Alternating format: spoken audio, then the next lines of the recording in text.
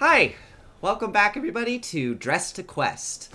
I'm Nathan. I'm going to be your DM this evening, afternoon, morning perhaps, depending on where you are. And I'm going to pass it over to our players so they can do some quick intros. And then we're going to do a little recap and jump right in. So let me send us over here. I'm going to start with, on my screen here, I'm going to start with Chris. Go ahead.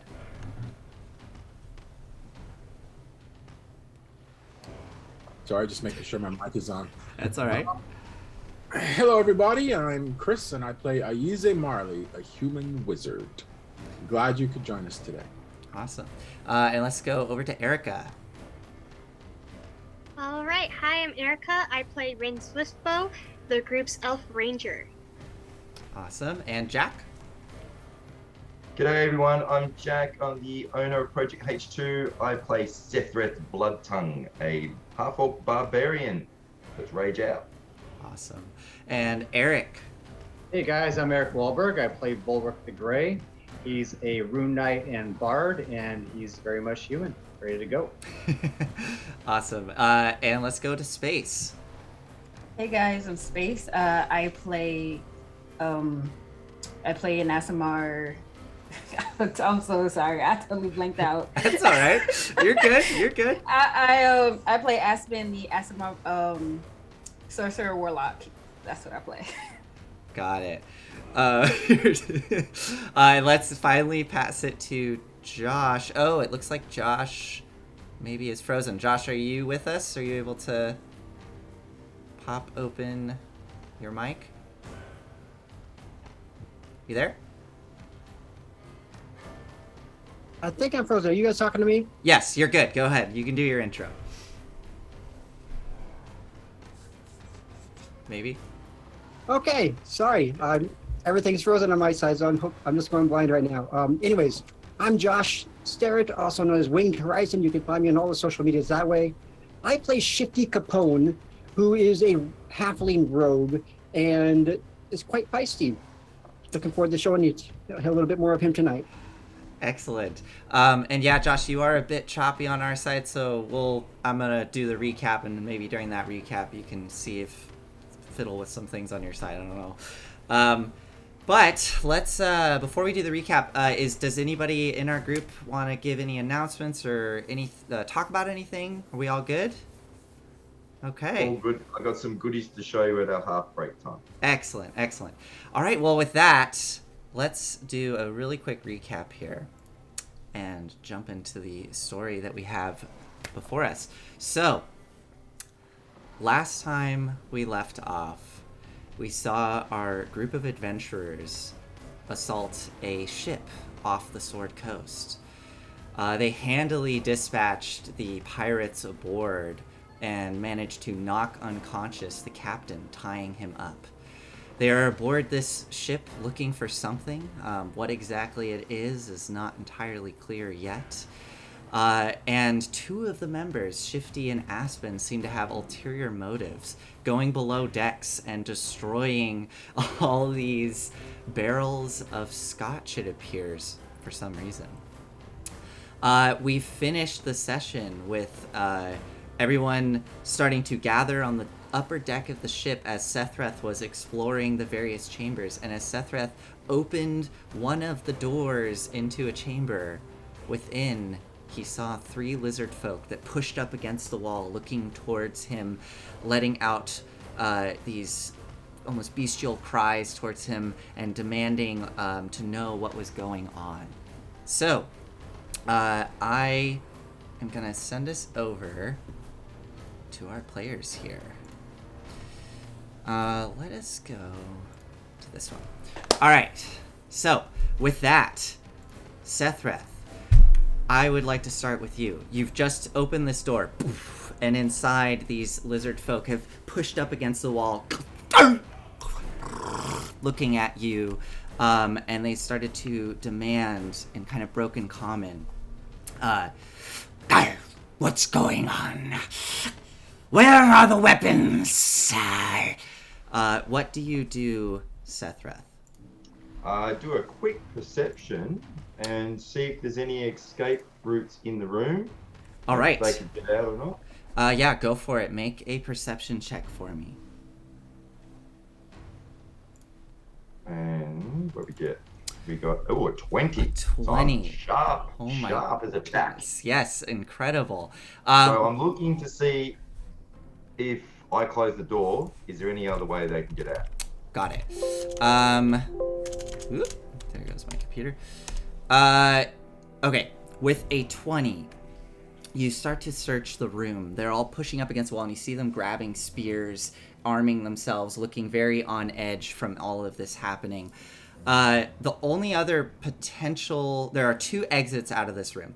You can see that there is a door at the western side, so going towards the bow of the ship. And they are all kind of pushed up against that wall where the door leads into some other chamber. On the starboard side of the ship, so to the north on the map, you do see there is a single porthole, but it is quite small, and these lizard folk are a good 8 feet tall. They're not going to be able to squeeze through there. They might be able to bust open the wall, but they're not going to be able to wriggle through. You also notice with the 20 perception that there are all these hammocks set up that they seem to have been using to sleep in. Underneath each hammock, there are small chests. You see one that it appears to be... It appears to have like rough hide stretched over it, and it looks different in construction than the others. The others look more like what you would expect, wooden with iron fittings and locks. And this one looks to be made differently. It has this rough hide stretched over it.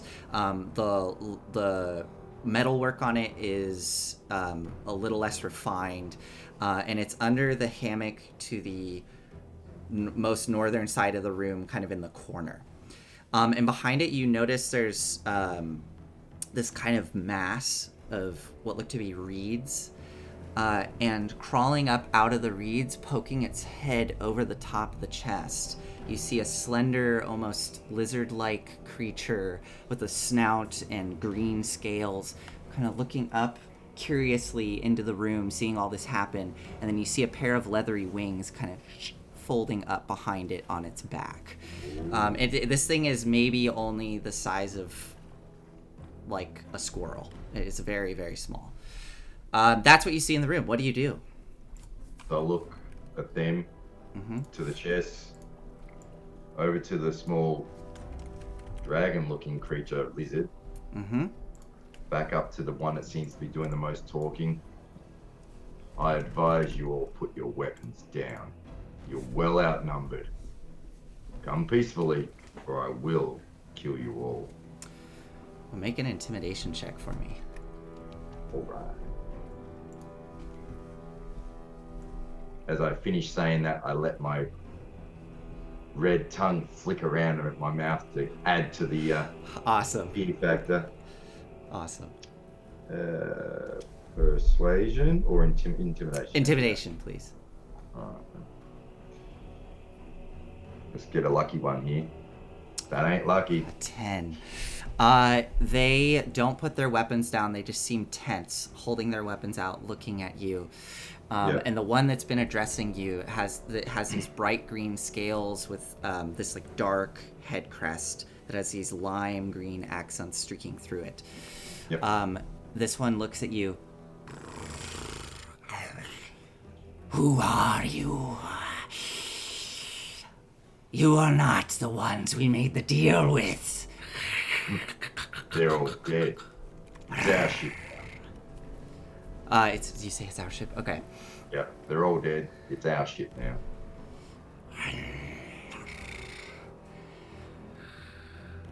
Fine. Then we will go on our way. Let us leave in peace if you've slain everyone else. Oh, no. You see, first I have to find out what you're doing with this mob. Once we're happy with you, we may let you live. If you put up a fight, you definitely die, and we'll just pick your bones for the information we want. Also, I like that little creature in the corner. I could use a pet. The one with the green scales quickly darts its head over, and you see this little dragon-like creature kind of kind of scurry down, and the one with the green scales flicks its arm out, and it skitters across the ground, spiraling up his leg and going up onto their shoulder, looking towards you. And they kind of scratch it under the chin, looking at you. And you do see it as a very dragon-like creature, about the size of a squirrel, scratching it under the chin. This is mine. We're friends. Dead. And you're gonna be dead too. Volric! I pull over my shoulder. So all of you on the deck of the ship at this point, Volric, you've stepped up on to the deck of the ship. Shifty and Aspen, I'm assuming you're following closely behind. So all of you step up right as you see Sethreth there towards the bow of the ship with this door open, calling out to you. Rin and Aize, you are just finishing up casting the Identify on that item. And Rin, you were keeping an eye on the guard. So, Volric, what do you do as Sethreth calls out? All right, who's with me? So I see that Rin, as you just mentioned, is watching the prisoners. Aize is casting a spell. Where are Aspen and Shifty at the moment? Are they with me? We're right behind you. You two, you mind coming with me? And I'm going to run towards the voice. Okay, so Shifty and Aspen, do you follow? Oh, yeah. Okay, so the three of you dash across the deck of the ship, ending up behind Sethreth here. And inside you can see these lizard folk pushed up against the wall over Sethreth's shoulder. Where's Volric's character? I was just looking for that. There it is. Hiding. Yeah. Volric, look what I found. More of those bloody lizard folk. I was hoping it was the last we've seen. And they got some pet dragon looking thing. And then I get closer to Volric and go, looks like they've got loot in those chests too. Something special. I'm just as interested as to why they're here. They said something about their weapons. So I'm assuming they're the ones that are receiving these weapons. Is that true, Lizard One? You said, where are your weapons? And you can see this creature is starting to quickly dart its eyes around, seeing all the individuals piling up in the door. We did not make the deal with you. What is this deal?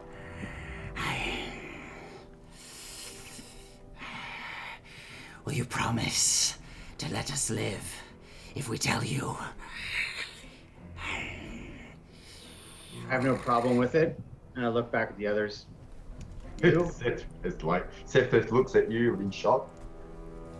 Well, if he says so, but if it was my choice, I'd kill you.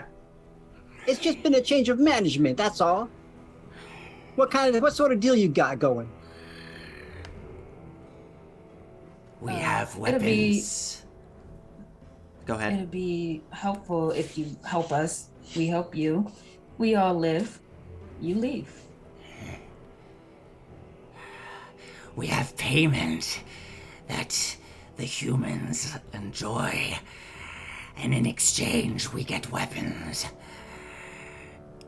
Weapons for what? What do you need so many for? A ballista? We have not created trust between us. Perhaps if we create trust, we tell you. What can we do for trust? What can you do to help us trust you? You're hiding out here in the closet. He's right. Trust is a two-way street. Sounds like we're kind of the one with the wheel, so to speak. So, don't you think maybe I should offer us a little bit of something to let us know what you're all about?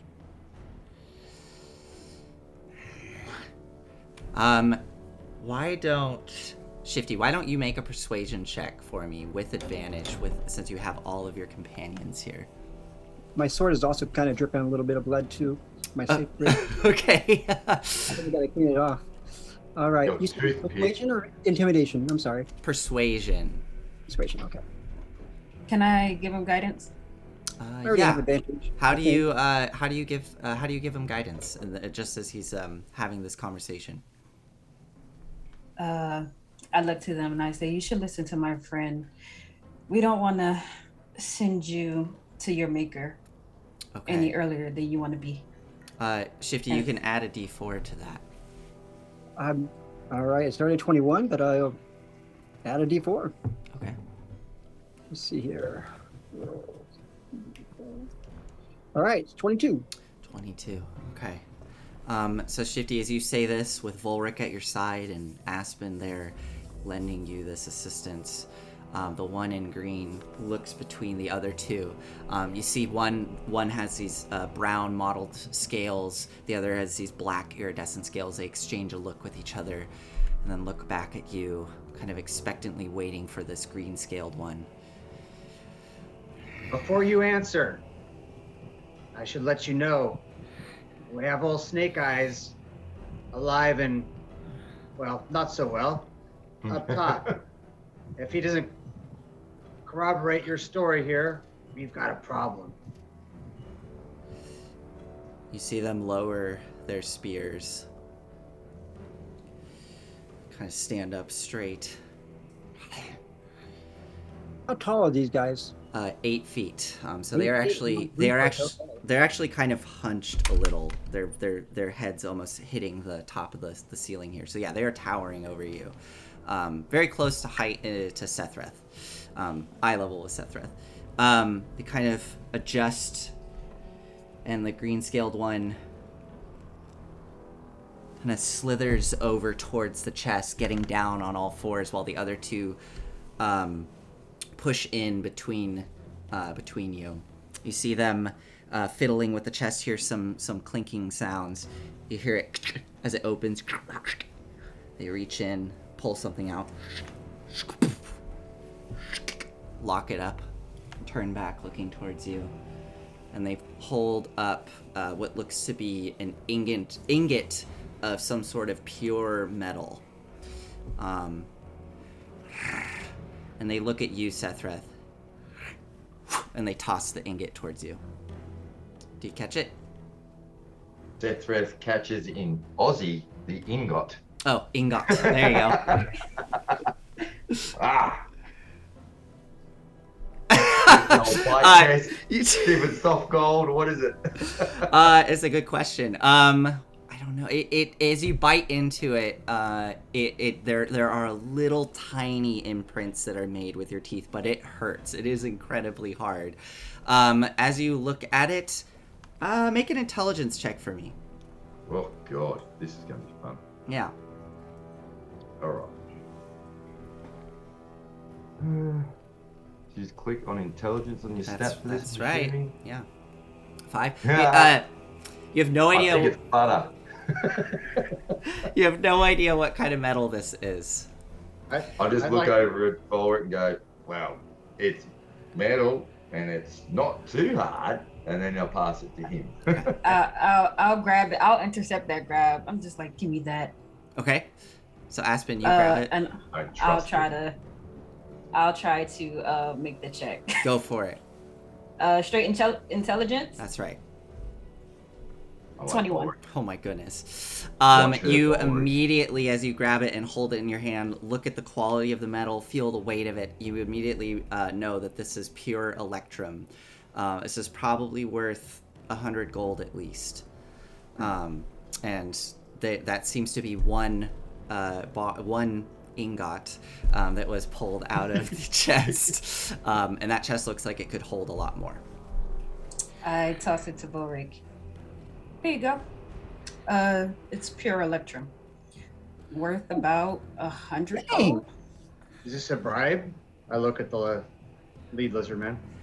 Payment. A form of trust to begin between us. But this means you want the weapons, though. Yes, you get the rest if we get the weapons. What are you gonna do with those weapons? Yes, we were supposed to get to that. Yeah, just something doing about around here. Or is this something dealing back wherever you came from, wherever you crawl out of? Where did you come from anyways? Are you planning to kill bad people with those weapons or Yes. innocent lives? Bad people. Bad people that took things from us. We You need remember the them. last time we dealt with these? They're all batshit crazy, want to kill each other. Their Yeah, bag well- could be their bloody grandmother.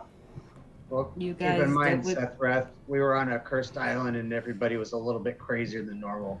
I've been around lizard men; they're not all manic man-eaters. Okay, I'll take I your word just- for it.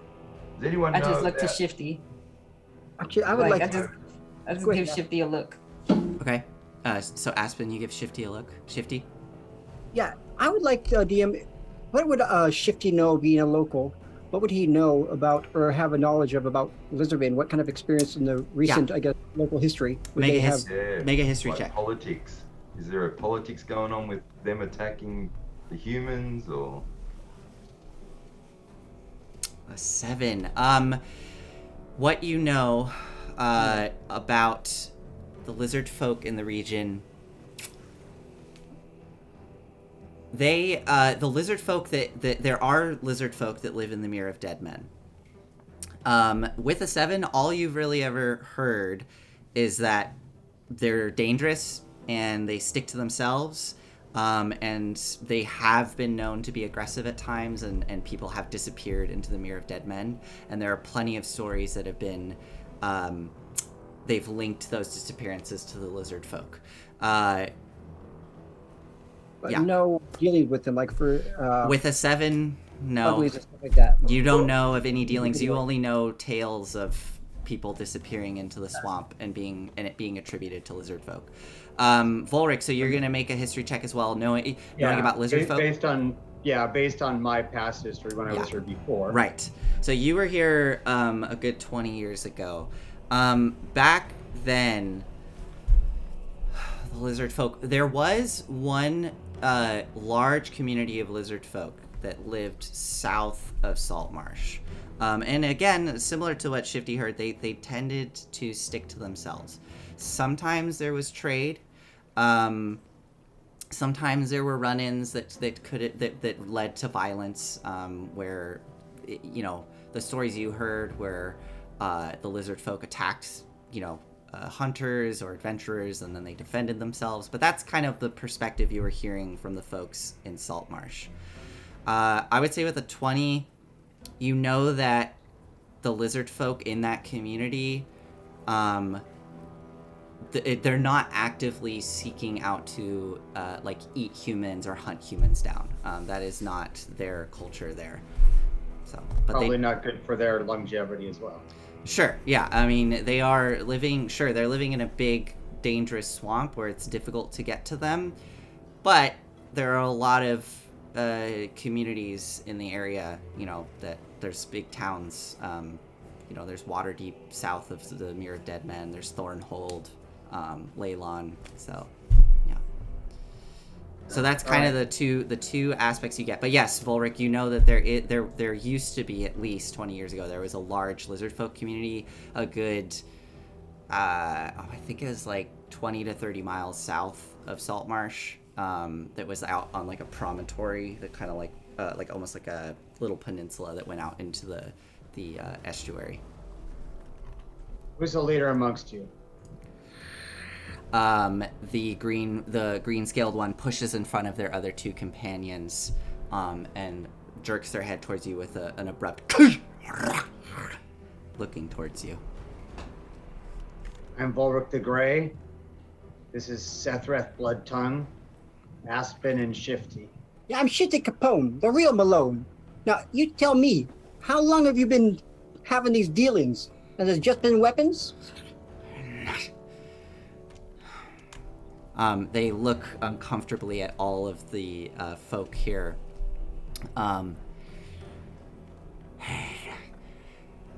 Many months. Before we continue, we must come to an agreement. Will you give us the weapons? if we deliver you the rest of this payment. I'll look at Volric. You know, we could just take it anyway. I'd be inclined to lie to you, but this is exactly what we're here to stop. So, Well, maybe, unfortunately, no. maybe, we're not gonna Volric, keep you here. we're here to stop something else. We're here to stop, well, I guess, sort of. Is this going to be your last expectation of having weapons? And is there anything else you are wanting to trade? Perhaps it could be a beginning of a fruitful relationship for Saltwater and y'all from, where y'all from? Are you from the Mirror? You haven't been, I've never heard you all come out here this far. Must be pretty dire situations in there. Yes, from the swamp. You came all the way out here to get weapons when you already have teeth and on all those other things you used? Yes, we're in great danger. What? How can we know we can trust you? And they kind of dart their head and look over your shoulder, seeing the slew of dead bodies and the numerous folk that are tied up, and they jerk their head. How do we know you won't do this to the rest of our kind? Like is so common with the rest of you. Coming in and slaughtering us. Gecko. Go ahead, Sethrith. What was that? You don't have any choice, you bloody gecko. Then we fight. If you don't give us a choice, at least we die in honor.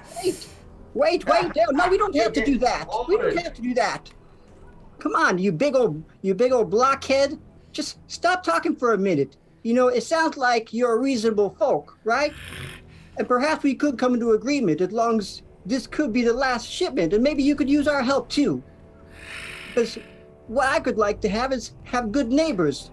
We're not some Lord's Alliance that comes in and takes over some town or clears out some swamp. That's not what we do. No, we're just here to make sure we're keeping people safe.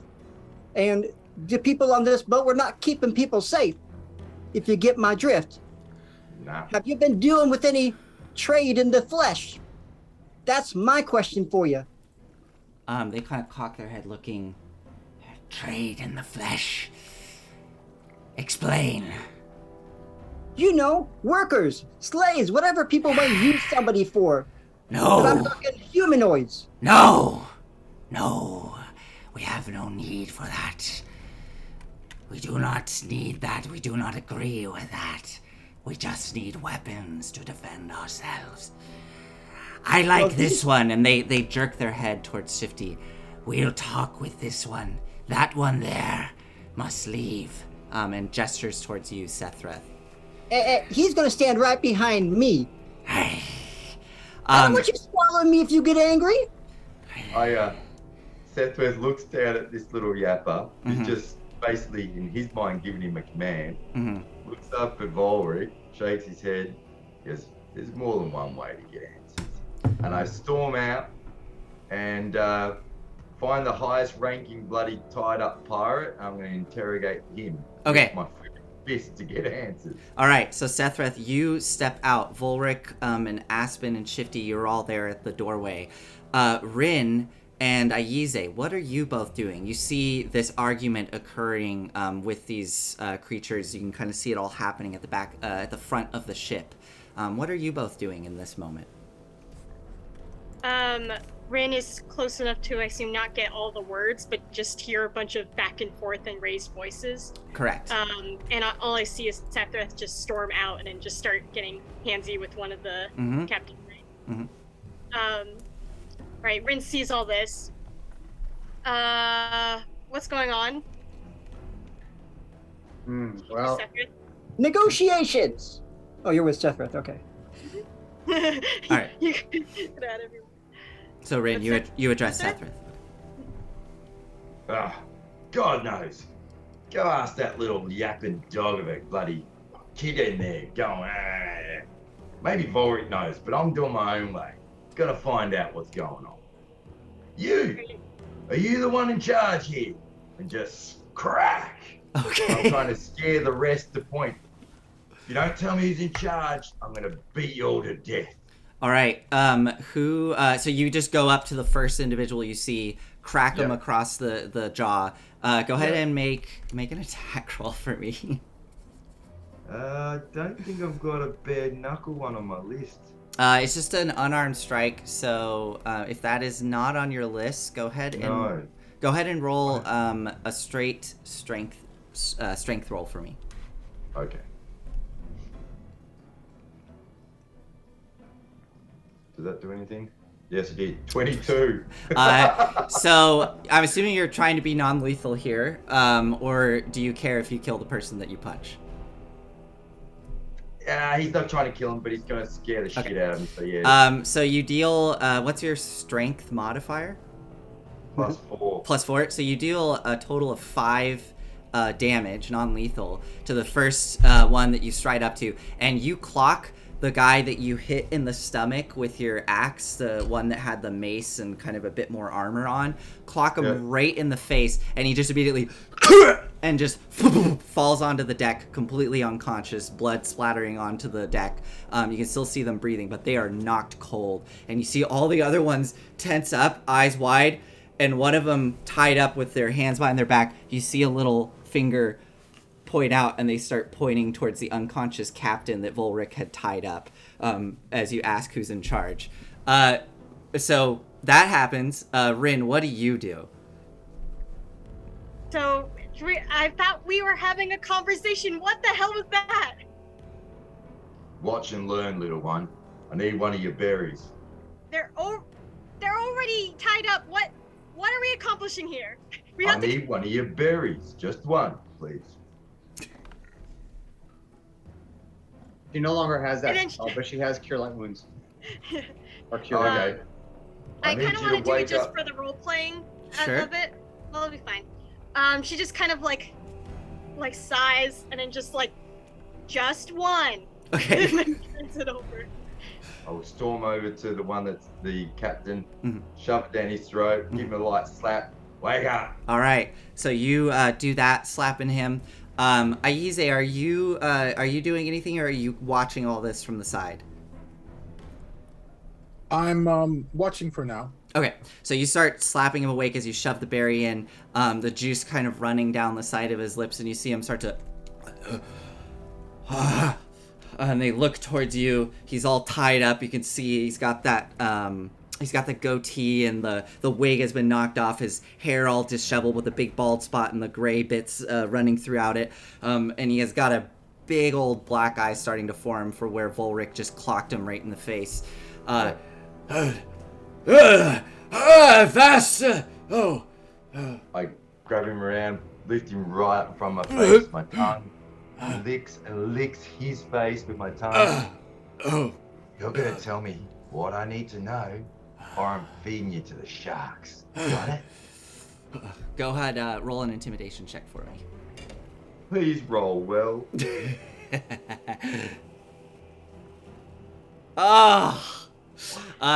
He just... Sometimes the dice suck. Yeah. He just chuckles. I will go down with my ship as a good captain does. You'll get nothing from me.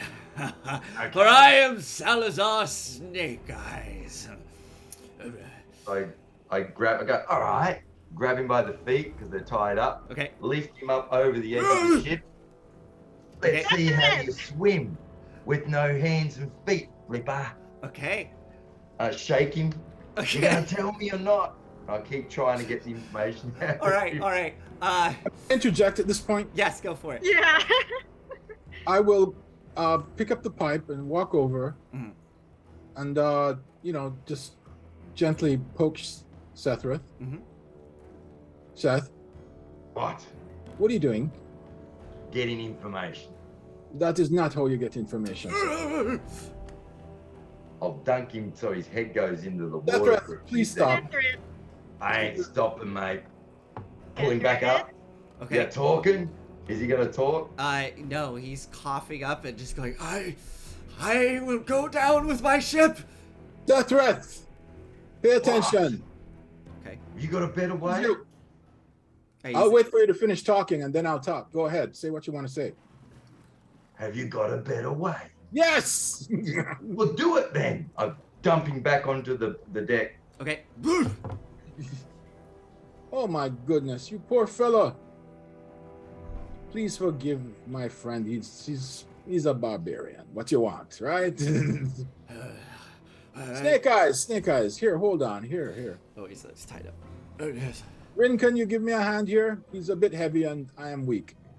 I got it. Where do you want it? Oh, no.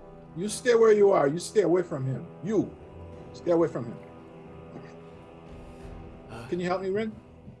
Yeah, Rin comes over to help. Okay.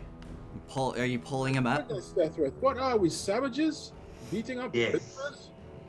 No, come on, no, man. We're better than that. I wink at Sethrath. All right. Sethrath, you catch the wink.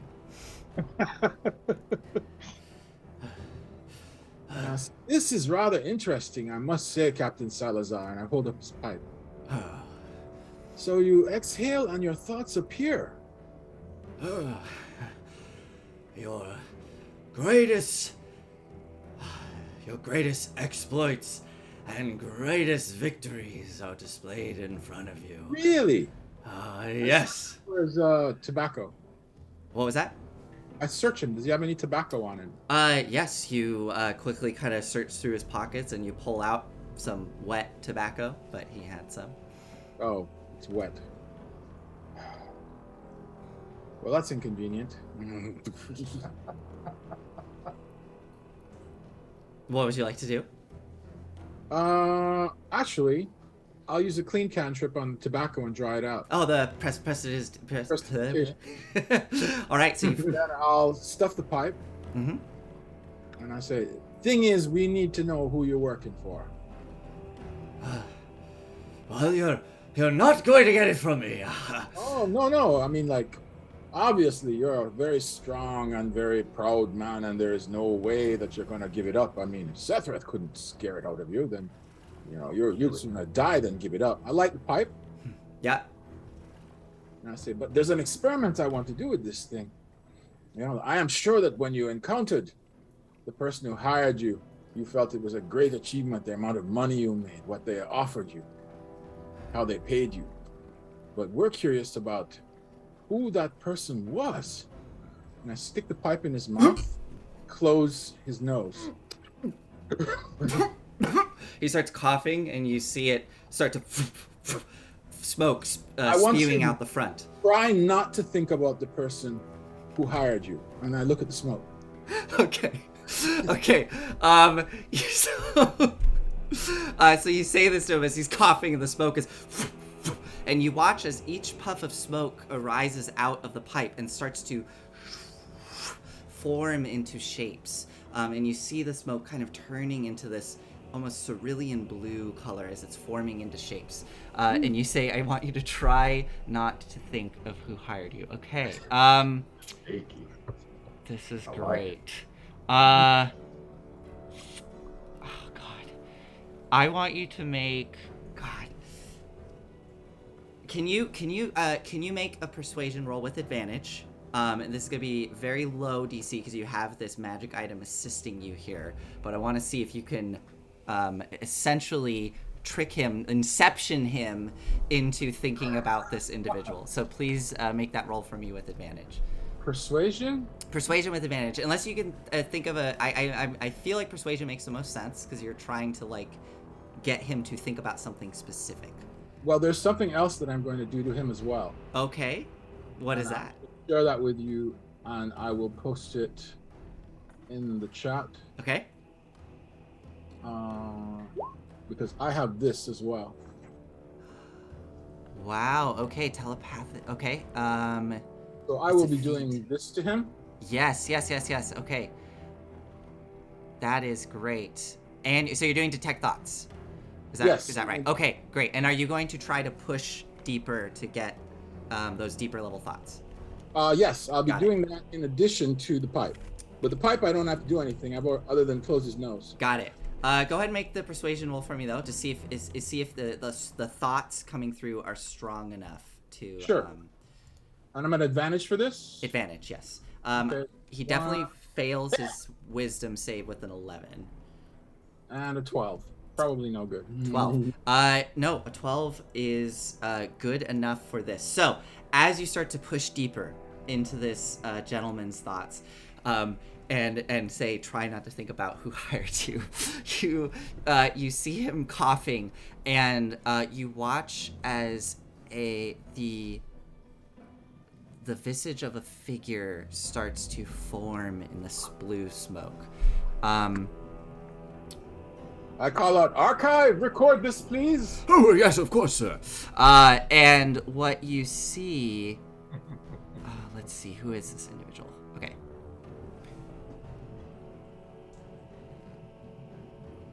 God, this is one of those things where it's like, I did not have a description written down. Okay. You see a very refined looking gentleman with like a very nicely trimmed beard. They are wearing a vest and a very like beautiful coat with like long tailcoats at the back, forming in the blue smoke. And as you're pushing into the thoughts of Salazar, this same image is kind of appearing in his head as he's trying not to breathe. And not to think of his name, just forget his name. Don't think about it. And the name starts to appear in his mind. You hear Salazar's voice echoing in his thoughts, and you hear the name Avitus.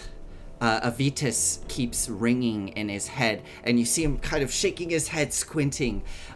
You also see images of what looks to be some sort of warehouse filled with boxes. You get sensations of cold kind of running through his mind, like he's somewhere very cold and brisk. But yeah, so you get the name of Vitus, you get this visual of this figure appearing. So that's what you get when you're asking who hired him. Anything else you want to be asking? I said, oh my goodness, look at all those boxes. Look, you're giving away too much. Try not to think about where that warehouse is. Don't tell me where it is. Don't give it up. Incredible. Forget it. You get visuals of a skyline appearing. Make a history check for me. Ooh, that I'm good at. Go easy. You can do it. I rolled a 1. That's just but I got a 9. Oh man. You don't recognize the skyline. Those of you, let's see, has anybody come over to witness this occurring? So there's Sethreth and Rin. Seth are there. Got it. So as Aize saying this, the smoke starts to change into the form of a skyline. So yeah, you can make a history check, both of you, Rin and Sethreth. An 11? Okay. Yeah, for Sethreth, I don't think you recognize the skyline because you are not really from this area. Rin, unfortunately, so yeah, neither of you recognize the skyline. I will give you distinctive features though. You see. They're like the 2 characters that wouldn't know this area that well. Yeah. I know, this is great. This is brilliant. And we're about to cut back over to the rest of you with the lizard folk. So, as what you see the smoke depicting, and you, Aize, as well, you start to see a depiction of this. You see you see what looks to be a very prominent set of towers. There's one central tower with 2 other towers off to the side, and it looks to be on the coast. These towers are resting atop a rocky outcropping and stretching down this cliff face. You can see multiple other buildings and businesses kind of cascading down. At the top of the rocky outcropping, there's a long bridge that heads over and connects to what appears to be a large keep. This keep as well has multiple towers rising off of it. And as the smoke is forming this, you see in the far, far distance what looks to be a single mountain starting to form, as if it's in the far distance. A very harsh peak of a mountain, isolated and alone. So that's the skyline that you both see. It's probably very fitting that Sethred failed that, because he would never have been there before. You would, I mean, yeah. I have no, based on your character, I have no way, reason for you to know that. That's right. So as this is displaying out in front of you in blue smoke, we're going to cut back over to Shifty, Aspen, and Volric as Sethreth goes storming off. The lizard folk seem to relax, their shoulders dropping, and they look down towards you, Shifty. Good. We'll speak with you. That one was not kind. You're muted, Shifty. He woke up on the wrong side of bed this morning. You know what I mean. It happens sometimes, you know. It's a little seasick out here. It's not his gig. But for me, I was born around these places. Now, let's talk. Perhaps we can become good friends as well. All right. What would you like to talk about? We want weapons. You know what we want. How can we come to an arrangement so that we receive these weapons? Well, you see, just getting some money one time isn't the best thing for me. Because for one, I got to make sure that those weapons don't come back to hurt me. And two, I would rather establish some kind of a relationship. But I'm not going to your smear. I'm not going to that swamp. No, I've heard what happened. People go there. They don't come back out. Very well. And you see the other two kind of tense and shoot glances at this one. They start to bark towards the other in what languages do the three of you know? Me? Oh shoot! All three of you, yeah. I'll make it easy. Do any of you know Draconic? No. No. No. Okay. So you do not understand what they're saying to each other. But the other two, the one with the brown scales, kind of jerks towards them and starts to utter some phrases. And the one with the black scales seems to place a scaly hand on the other one, trying to calm them down and start to bark language towards them. They're kind of having a discussion with the three of them. And then as they're talking, go ahead. As they're talking, can I turn towards Aspen? Yeah. I say, your friend here knows that he's writing a promissory note that he can't fulfill, right? And I'm saying this, in hushed tones as well, knowing that they're also talking amongst each other. Yeah. I say, we were here to do two things. One is to stop the shipment to find out why it's happening. Selling these weapons, that's a no-no. Well, I can't speak for Shifty. He does what he wants. Well, I guess we'll get ready for a fight, and I'll just sit back and watch. Okay. Before you do that, I look to you, and then I turn back to Sephrith. You're the leader of this group, yes? So at this point, Sethreth, you've finished dunking, done all that intimidation, and have kind of turned away as as Aize's doing his tricks on this individual. I turn over, look over my shoulder at her. Nah, me, like the leader? Hell no. Volric's the brains. And you're smart, you and your mate, to listen to him. He's kept us alive in some serious hard shit. Way more than this crap. Be smart, listen to him. How about you listen to me? What you just did isn't gonna work around here, okay? You can't tell Volric. He's the boss. Okay. You need to keep your people under control. That's not going to work around here in Salt Marsh. Just dragging people and throwing them over the edge or intimidating them. You know, some people really like to have conversations, and it seems like your group isn't about that. Well, I didn't see what was going on up there until just now. But yeah, that wasn't going to be my choice of actions either, to be honest. I figured that old sea dog would love the opportunity to escape. I was going to give him that opportunity if he opened up, and the rest of us were agreeing to it.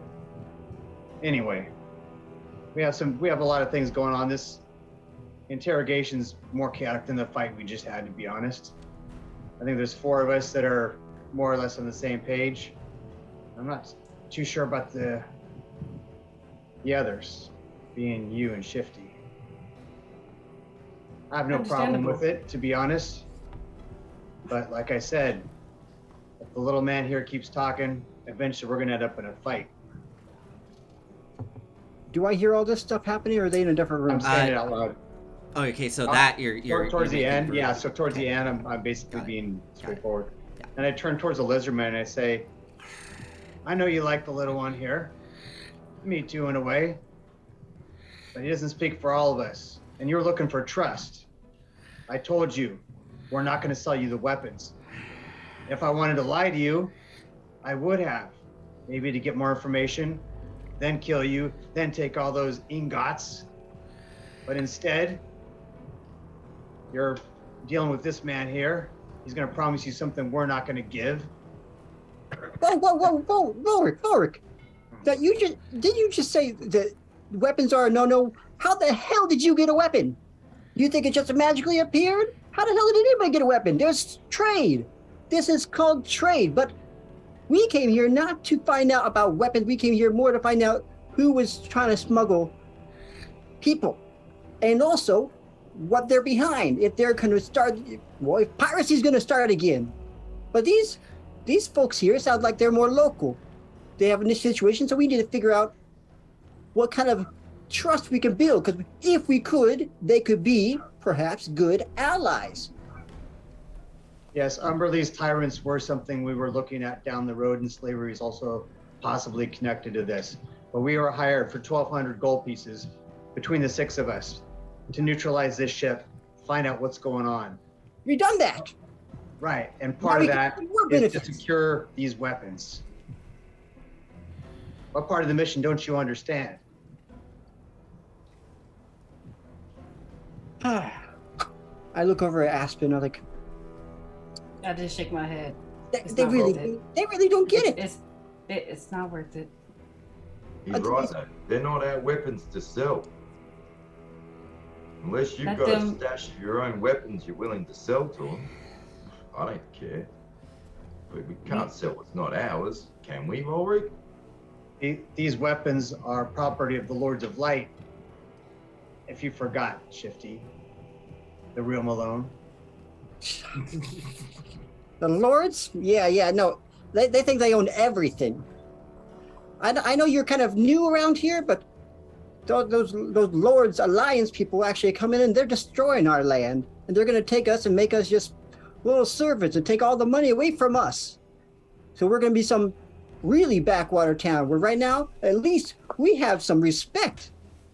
So, pardon me, but you just came in. Did you get hired by the Lords Alliance? I thought you guys were just walking in here and did a job, and so you got their trust. That's great, but you don't know what's happening around here locally.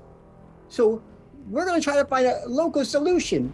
Because as far as they know, these weapons could be gone, lost. There were no weapons. They were already traded. But let's find out exactly what's going to happen and what the thing behind these weapons are. Perhaps there's a bigger threat that we don't know about. Because and I would like these to know guys are that located threat as next to well. us. I would like to know that threat as well. But we all came here for a very specific mission. Yeah, to get a ship and stop the ship and stop this trade. So we've already done that. And get the weapons because they are not the property of anyone on this ship, including us. Now, I know you were down there murdering all those poor innocent alcoholic beverages, so I'm not really sure why you're here. Do you If we're think not on the same beverage? page, I hold up my we should get rapier, on the which same is page dripping blood. before these lizard men here get a headache and decide to fight us just to stop the conversation. I hold up my blade. I was like, does this look like alcoholic beverages to you? You know what I'm I, talking You were about. working below. There were people coming from there. We couldn't get all of them. I'll put my hand on Shifty's shoulder, and I'm just like, Shifty, let them do what they came here to do. We have other opportunities. Question is, what did you two come to here for? We were hired by the Lords and Lions to help you guys.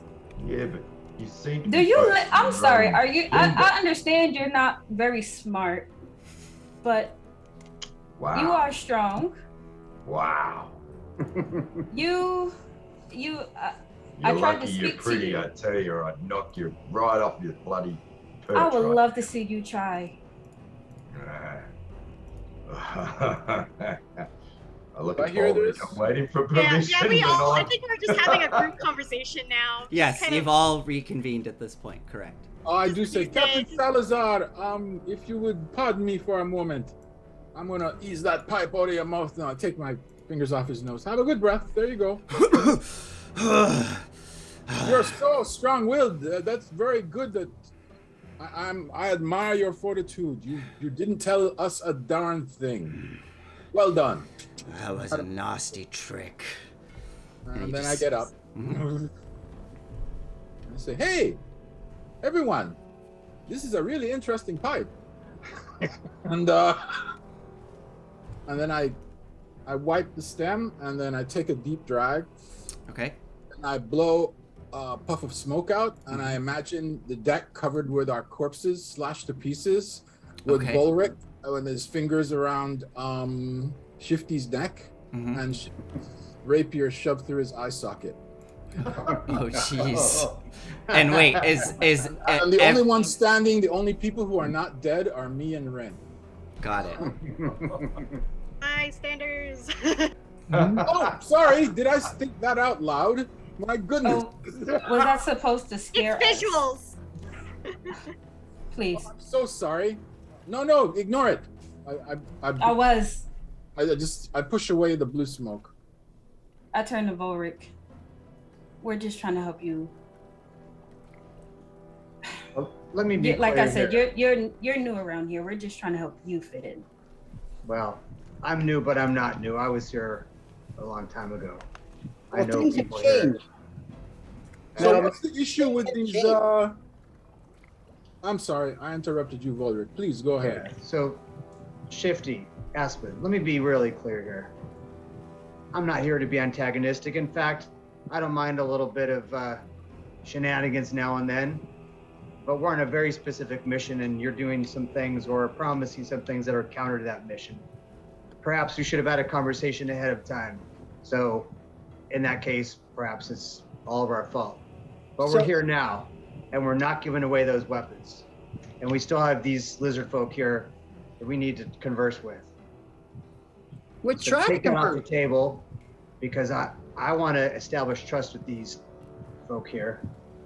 And I'm starting by telling them, and I turn to them, you're not getting those weapons, but you can leave the ship if you tell us why you want them and what is this threat. And I'm turning towards the lizardmen. Okay.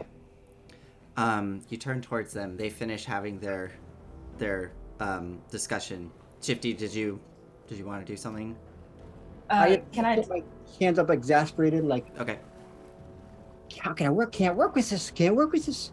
Okay. And then Aspen. I wanted to message one of the lizard folk, the one closest to the door. Okay. What do you say? If you want to live, just leave the ship. Okay. There's no talking to these people. Which one were you targeting specifically? There's The like one who's been making all the decisions Okay. so far. the green scaled one. Okay. When you quickly cast that and look towards them, you see them kind of tense up and sort of look around, not quite understanding what happened, and then they kind of lock eyes with you. And then they look towards Volric as Volric finishes saying what he said. The green scaled one looks at you, Volric. Fine, no weapons. let us leave the ship alive. And we'll tell you why we needed them. I turn back to my part of the crew, and I go, like, that's take their confirmation they're cool with it. My dear Volric, you must forgive me. We were busy out here while you were speaking. Are those lizard men? Is that a little dragon? And this is my first time seeing them now that I'm at the door of the cabin. And they're not dead, so I assume that they're not hostile per se. You see the 3 lizard folk, and the one has what looks to be some sort of little tiny dragon on its shoulder that's just looking around skittishly. I want to touch it. My goodness. Could you fill us in? Fill me in anyway? Yeah, I can fill you in. I'll fill you in. So this is what's happened. This is what's going down. No. This is what's going down. They're trying to trade, but of course they can't trade in person because everybody here is afraid of them. I would be afraid of them. So they can't trade publicly, in the open. They can't come in the market. They'd be killed on the sight. And you all know that. So what they do, they have to go through some back channels. They said they have no dealings with any flesh, no slave trade, none of that shenanigans. They are just trying to get something to protect themselves because somebody is threatening their territory. They're located just south of us here in the mirror. I see. So they're buying weapons from these smugglers, and that's the only reason they're here. That's right. But and then I look up here. Have they stated who they're... I'm sorry. Go ahead. Finish what you're saying, Shifty. And he just looks up at Vork and he goes, but this one really just wants to... He's so close-minded. He only see one thing. He has his hands up. He has his visors up blocking his view. But our orders were to stop the shipment. You know that, right? And we did that. We did stop. So you're saying that neutralizing the smugglers is fulfilling our orders, and we should let the lizard men have the weapons. Well, I'm just seeking clarity here. That's all. I was sitting over here doing. They're using them for. Look, it's not going to work if we all talk at once, okay? So I'll just stop, and you go ahead. Okay, then I'm gonna go. All right. Pardon me for being reasonable. Have the lizard men. I don't like calling you that. I point at the green guy and I say, "What is your name?" They look at you, and they go, Ashwak. Ashwak. Archive, please record that. Right away. And you start to see little ink start to across the page, inscribing the name and the description. Ashwak, I am Aizemali. Be upon you, and may your eggs be dry. Blessings of the Earth Mother fall upon you and your clan. They kind of straighten, and you see the crest sort of rise up. Then they bow their head and close their eyes. And look back up. Press my hands together and I bow to them. Yeah, they bow back. With our captain here, and I touch Velric on the shoulder. Mm-hmm. He's an honest and forthcoming man, and he only wishes to know, as you have volunteered to give forth the information at least, who is the enemy that threatens your people? That you would need weapons for. Weapons bought from soft skins such as us. So, as you know, we are unworthy. We are not blessed with the scales. You speak true. It is creatures from the deep. They came to our home. They pushed us out. They devoured our flesh, and they took everything from us. We were forced into the muck back into the smear of dead men, as this one called it. And gestures towards Shifty. Can you describe the creatures of the deep that are harassing your noble people? So many teeth. Oh, I know what they are, but Fins. Large beasts. Can I make a nature roll to guess at this? Yes, you can. I'm going to take my hood off for a moment as I'm starting to overheat a little in this 22. Is it the Sagan? It is. You recognize that these lizard folk are describing the Sahuagin creatures. Yes. My friend Volric, the creatures he describes are enemies of everyone. They are horrific monsters. The sea devils, the Sahuagin. Well, of course, they can't spend decades at sea not knowing what those evil beasties are. Much, much worse than lizard folk. I am inclined, if it fulfills the letter of the agreement, I'm inclined to make a suggestion. One that would be, or may I make a suggestion? Of course. Are the weapons on board the ship? I seem to recall. You have no idea. You haven't seen any weapons. There were weapons when you raided the smuggler's hideout about a 10-day ago. There was a cache of weapons that you found there, but you haven't seen any weapons aboard the ship itself. Don't forget, when we got on the ship, the first thing the pirates were saying was, "Let's get these weapons on the ship." All right. So we were meant to be delivering them, I think. Then the point is moot about selling them weapons, Shifty. We don't have them.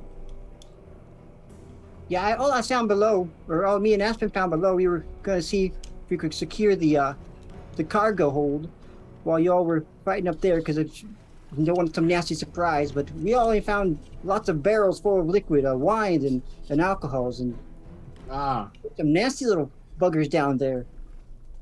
I go back and address the lizard man. Oh, shit. Should have written it down. Ashwak. Yeah, Ashwak. We do not have the weapons. The shipment that you are expecting will not come. This I swear to you, upon the Earth Mother. Then you let us leave. We told you who threatens us. Ashwak, I have another question for you. If we were to come to your home or wherever it is that you are now that you've been driven out, if we offered our services, it seems you have quite a few of those ingots. Perhaps we could negotiate. I have nothing. That is no problem cutting these Sahuagin down. I'd have to talk to my friends here. Yeah, I want to go kill them. And you can pay us that money instead of giving it to the weapons. We'll be your weapons. I think that, you can give a man fish or give a lizard fish, or you can give a lizard a bunch of sharp implements so they can cut up their own fish. Then they don't have to worry about the fish again. But I'm fine either way. I'm just saying. Volric. We could take this back to the town and say, hey, those weapons that we found in the house, you mind if we have them back? Because the the lizard men really need them. Volric, make a persuasion check for me. Roll high. Watermelon sugar. High. It's going to be moderately challenging for this, considering all the threats that have been made, the massive amounts of dead bodies. Yeah. Don't forget Volric's been 16. the most honest. It's true. Volric's been the most honest one the whole time to him. It's true. They're clearly not going to try to attack you at this point, but it's whether they are willing to work with you. They look like they want to get off of this ship at this point. So I have a 16. 16. Okay. Ashwak looks between the other two. They exchange some words briefly. Aize and Rin, since you're in on the conversation now, do either of you speak Draconic? Nope. I don't think so. Okay. I'll check, but I'm probably not. Understood. All right. They exchange some words, and Ashwak looks back. We have. It looks like it's on the list. Sorry, I'm not sure if this is wrong, but it's on my list. I think you. So when I was helping you make your character, I believe, because that was going to be one of your kind of favorite foe for your people. Mm-hmm. So yeah, that makes sense. You could have Draconic actually. Okay. All right. Well, I only got close towards this last bit. That's fine. So you hear them exchange words with each other. You hear Ashwak turn to the one with the iridescent black scales that seem to be a little calmer amongst the three. Excuse me, a little burp there. Turn to the one with the iridescent black scales and in Draconic say, I think we should take them to Queen Othugant. Othugant will be able to determine if they are trustworthy. And the black-scaled one kind of cocks their head, looking up. How can we know? They are just the soft-flesh kind that strike us down and slaughter us whenever we enter into their territory. And the brown-skinned one is kind of looking skittish and back towards the rest. Yes, I think we should flee right away. I don't trust any of them. Look at the bloodshed they've created. And Ashwak holds their hands out towards the other two. I have made a decision.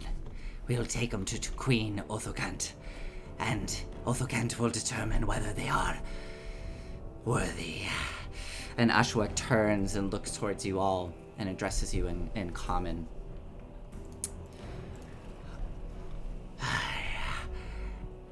We will take you to our home. You will speak with our leader. She will decide if you are worthy. Is this agreeable? Rin. Can we? Can Go ahead, Rin. Yeah, go ahead. Yeah, interrupt. Yeah. So now that Shifty's here, she's not the shortest, but she's 5 feet, so she just kind of like pulls arms away so she can get to the front. Yeah. And in Draconic, she says, apologies, I'm Rin. Hi. They kind of raise their necks and look towards you, a little surprised. I'm wondering why Rin is hissing so much.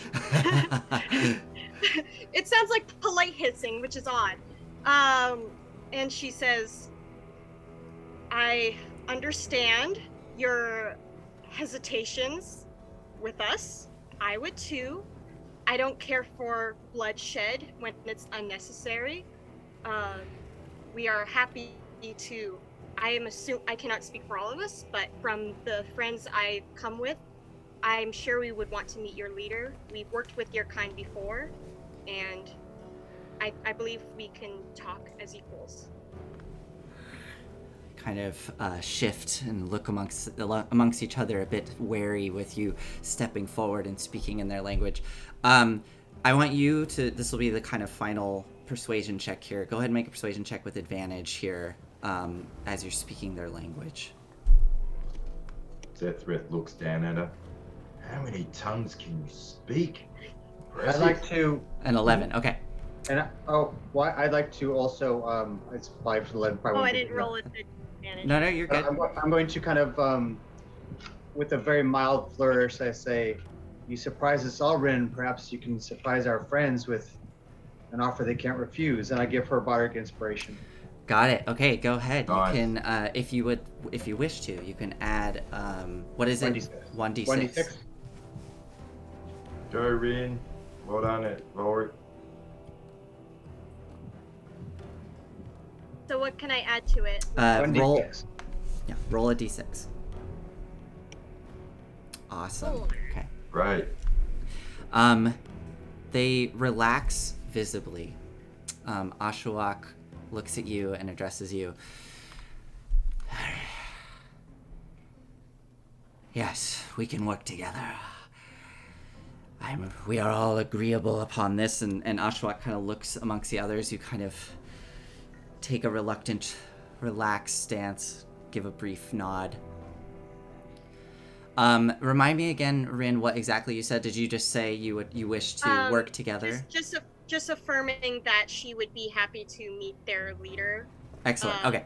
Or that's what she believes her friends that she came with, aka everyone except Aspen and Shifty. Okay. She knows. Yeah. Understood. So Ashwak addresses you in Draconic first, then turns to the rest of you in Common. It sounds we've come to some kind of agreement. We take you to our leader. She determines if you are worthy, and then we can work together. Does this work for everyone here? This is I this just is have definitely one the part. Yeah, this is definitely the part where I'm going to be looking at Aize and Aspen and Shifty and everybody to get their kind of confirmation that they do want to go along with this for the next part. Got So it. I just turn to them and look for them to either say, whoa, hey, or whatever. Which Aize was about to speak, so go ahead, sir. Just out of curiosity, it's on the place where you live. You got picked up there in the ship, right? They kind of exchange looks, look up at you. We met at a secret location. They do not know where we live. Oh no, that's fine. I'm just wondering how we're gonna get to your place because I'm not a sailor, and this is a ship. They Does kind of... anyone actually? I mean, Volric, do we actually have the means to reach their place? I know you're a sailor, Volric, but Well, you saw me get you here? Yeah, I could command this ship. I've been trying to get one of these for a while now. all right, so that's two. We'd probably have to Shanghai some of the prisoners. I don't think it's too hard. I look over at Sethreth and Vorik. I'm sure these two could definitely keep them in line as first mates. All right. And Sethreth? All right, Go ahead. Then I'm sorry.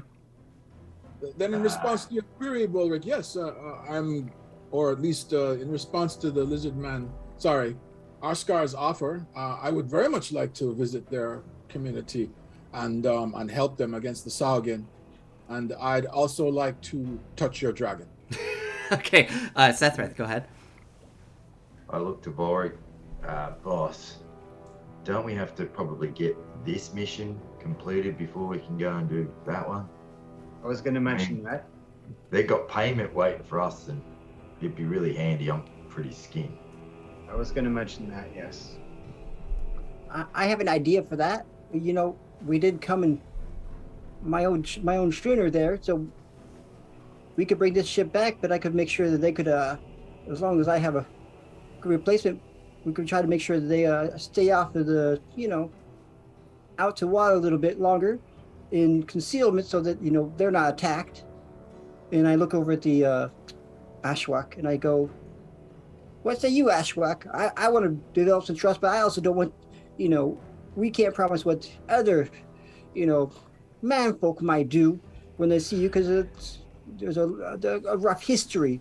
But for me, I always look for a good opportunity, as you know. So perhaps we could use the boat I came on here with. We have a smaller one, but it's a good boat just to keep you off the shore. So, or we could put you somewhere near onshore into the marshes there by salt water just to keep you out of sight until we finish up the thing we came here to do, which is secure this boat and stop this, figure out who's making the trade and why they're making trade and folk.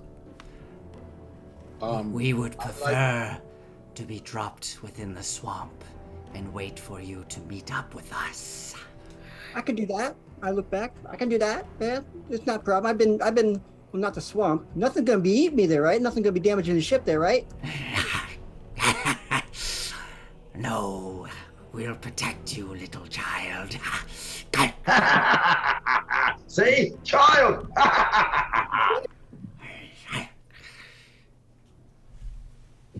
If you weren't so tall, with that many teeth. Yeah. Are you not a small spawn of these other ones. Grr. Como piss, I'm not. What the hell what are you thinking? No, I'm just a little shorter. I've been around these parts for a long time. They're just new here. You tell them, Aspen. Don't let them talk to me like that. What are you talking about? No, I'm shitting Capone the Real Malone. That means nothing I to make us. trades. You see, Ashwak, in our sphere, our communities, as we intermingle, he's known as a halfling, and there's kind of a nature's balance. We have the smaller you are, the louder you get, and the more you tend to compensate for your shortcomings. I couldn't help myself. Sorry, Shifty. The lizard folk kind of looks at you. Hey, so you must exert more might and force the smaller you are. Grr. Yeah. Or intelligence. Understood. So, you will allow us to live. Drop us off within the swamp, and we wait for you to return to take us to our leader. We'll take you to where these folk, and they gesture towards the dead bodies and those tied up, we'll take you to where they picked us up. Is this agreeable? It is to I can me. get you there, yeah. Hey, one thing, boss. Let's confirm how much payment is actually there. Oh, stop. Well, you do not get the payment, as we do not get the weapons. Let's not No, but if we go do the job and beat up your enemy, I want to know what the payment amount is. That is for our leader to decide. That would be my expectation, Seth. Their leader is going to negotiate. We obviously want to make it worth our while. We've been picked up the chain, Sethreth, that's all. But you can I'm keep... amenable to... Go ahead. I am amenable to helping Ashkar and his people. Ashwak. Ashwak. You know, I'm going to... Archive, remind me. Yes, of course. It's right there. I've already done it. Apologies. All right, thank you. I'm going... Oh, look, and it's written here, too. Yes, I'm very sorry, Ashwak. Excellent. Okay, so you have this arrangement made. They seem to relax a bit. Ashwak gestures towards the one ingot that you have, and Ashwak says, you can keep that as a sign of trust. And then they go back into their room and kind of start to collect their things, and they're still on edge. And they seem to be trying to kind of keep this room to themselves. Do I still have the ingot? Yes. They let you keep that. By the way, it's awesome. We're all Australian now. Yeah. With our ingots. So I'm going to walk up to the door. Yes. And I'm going to knock on it if they closed it. If you allow them to, they will close the door. Okay. I'll say then. As they're closing it, I'll say, and I'll extend my hand through the kind of crack as they're closing it with the ingot, and I say, I want us to be on the same page. Trust. And I give it back to them.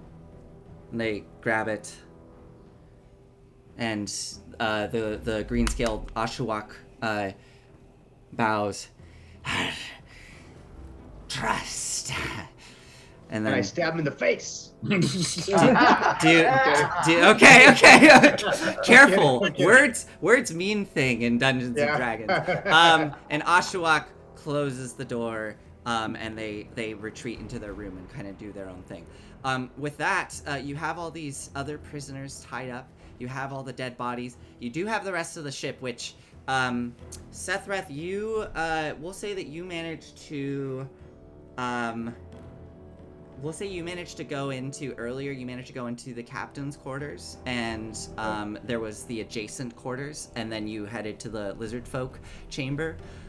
Within those two quarters, I don't know how much you would have grabbed, but within the captain's quarters, you would have seen there was like a writing desk at the back, at the stern of the ship, a little chest off to the side, a bed, and within there were many papers on top of the desk, the writing desk. That was kind of the main thing you would have found in there. He would have left all that for Volric and for him to pick who would be the best person to investigate, Okay. to try and get some information that may be in written form. Periodically, he would have been using his magic sense awareness. Got it. So anything like that, he would definitely have picked up a sack and chucked in and brought to Volric later on. And just reported what he saw, where he saw. Understood. You go to open up the drawers within the desk. They are all they're all locked. So you would have to either lock pick or break them open. Magic sense doesn't.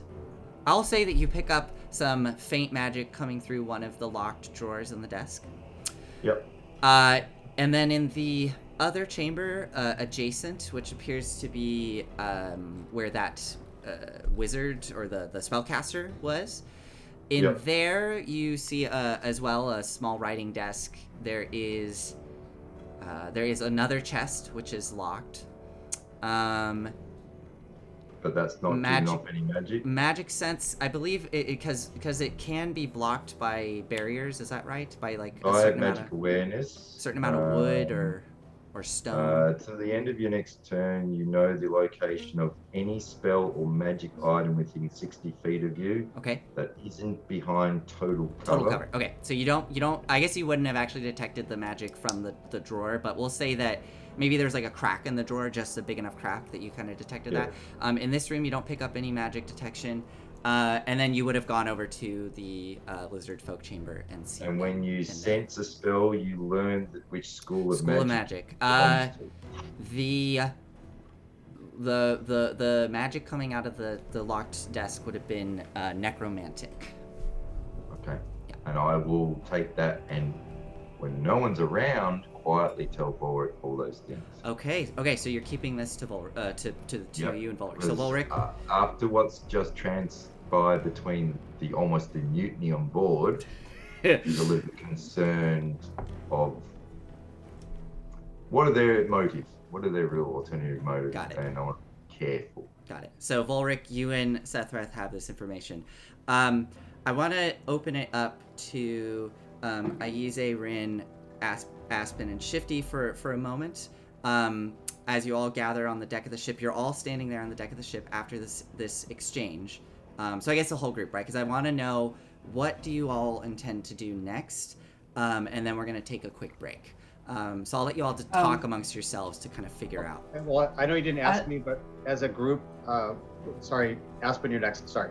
Was Volric is going to suggest that we all meet and talk before we Understood. Do the next thing. Yeah. So you'll. That's the only thing he's going to basically propose. That's all huddled together now. Yeah. So you'll do that. Okay.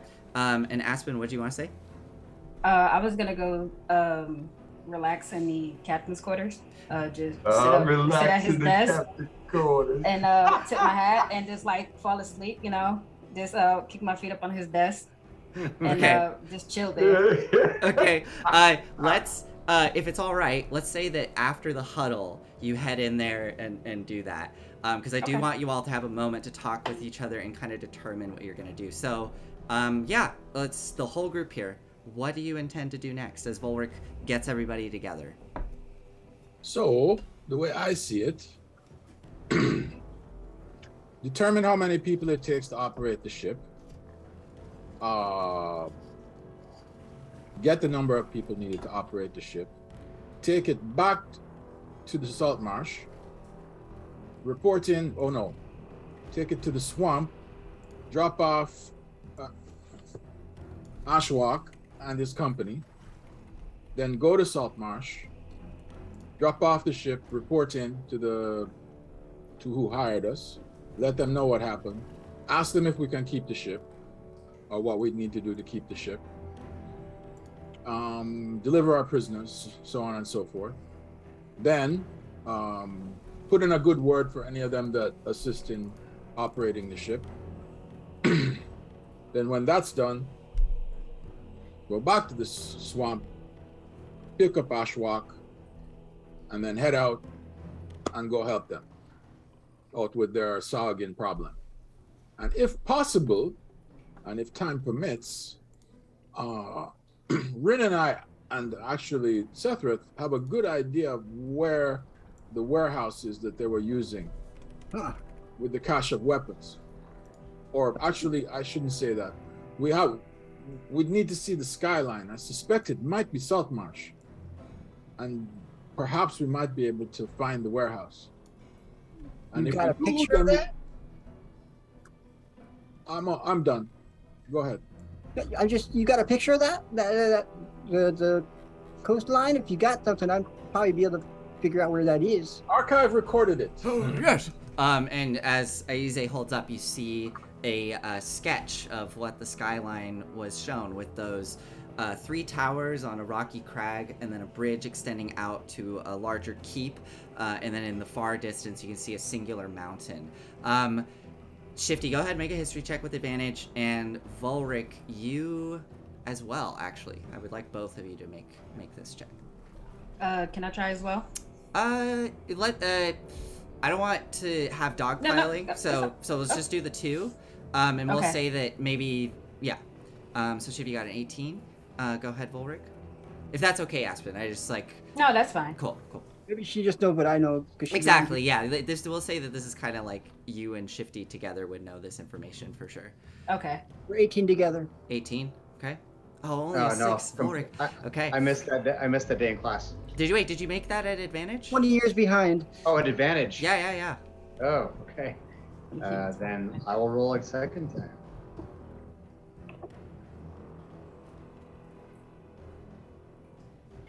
There we go. Yes. Huh. And Oh my god. this is remarkable, Volric. Somehow you don't know what the skyline is, and if it's all right, I'm gonna make this canon. You've never been to this city before, remarkably. But Shifty and Aspen, you definitely recognize this because this is the biggest city to the north of you. This is Neverwinter. This is the skyline of Neverwinter. And yeah, Volric, I don't know. Somehow you managed to miss going to Neverwinter. I don't know how. What's a Neverwinter? I look to Volric as he says, I've never been here before. And I'm just like, I thought you've done this before, Volric. I used to drink more before. Oh, Explains a that's lot. good to know. I thought it was Saltmarsh, but if this is Neverwinter, Yeah, the city of hands, really. It's just the city of craft, where they do all the crafts in the Sword Coast here. It's where there was a lot of manufacturing, but now it's taken over by some lord in Waterdeep. What's his name? Well, I think it goes by Neverwinter or something like that. But yeah, no, that's a good place for doing trade, but it's kind of an up and coming place. It was destroyed before my time by some volcano. But yes, the hot springs. But they've rebuilt it. It was damaged, but it is rebuilt. But certainly Waterdeep is the primary.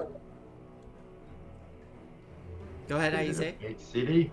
Waterdeep is like I wouldn't call it the capital, but certainly the jewel of the Sword Coast.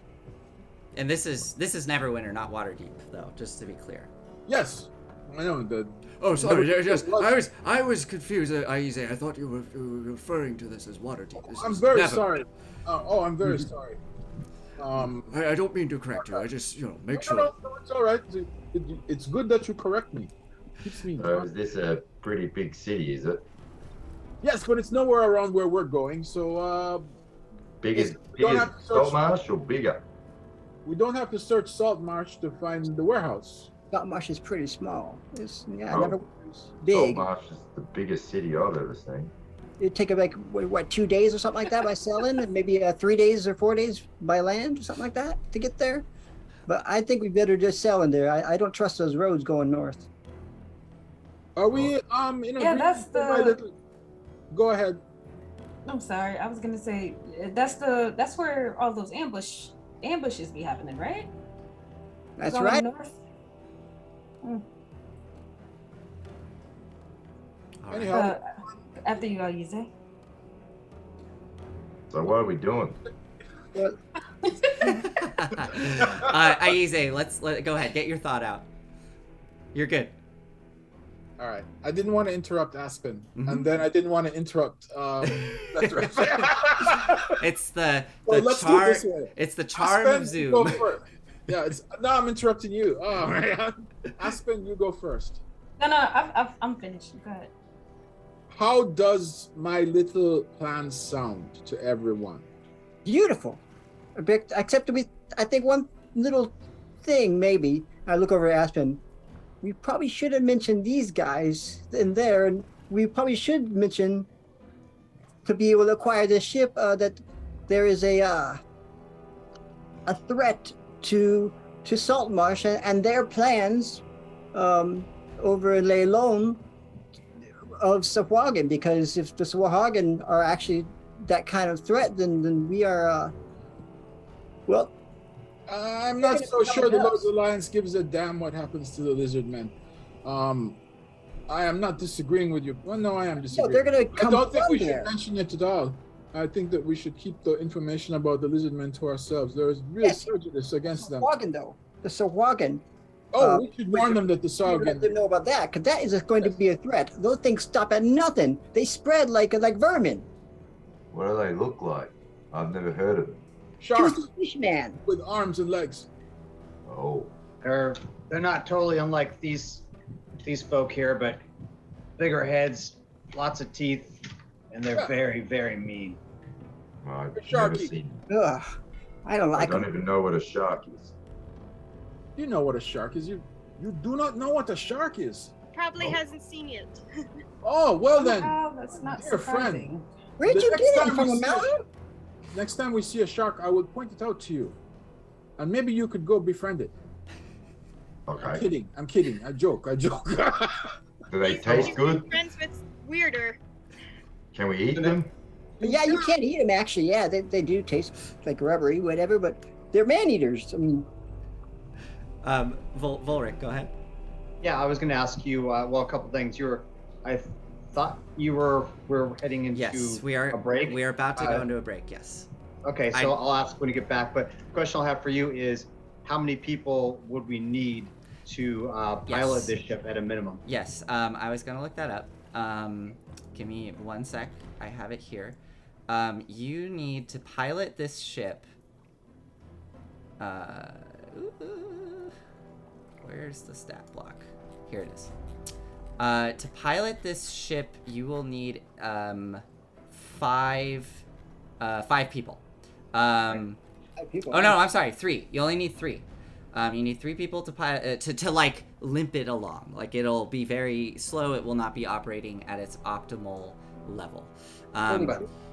You basically need 2. You need 1 person on the helm to steer it and all that, and then you need 2 people to be running around and actually managing the sails. You can maybe get by with 2 people, but you know yeah. Okay, so 6 of us, with 2 of us being very familiar, and then I would say I'm sure Bryn does not have the skill, but she has been on the ship with me several times. Okay.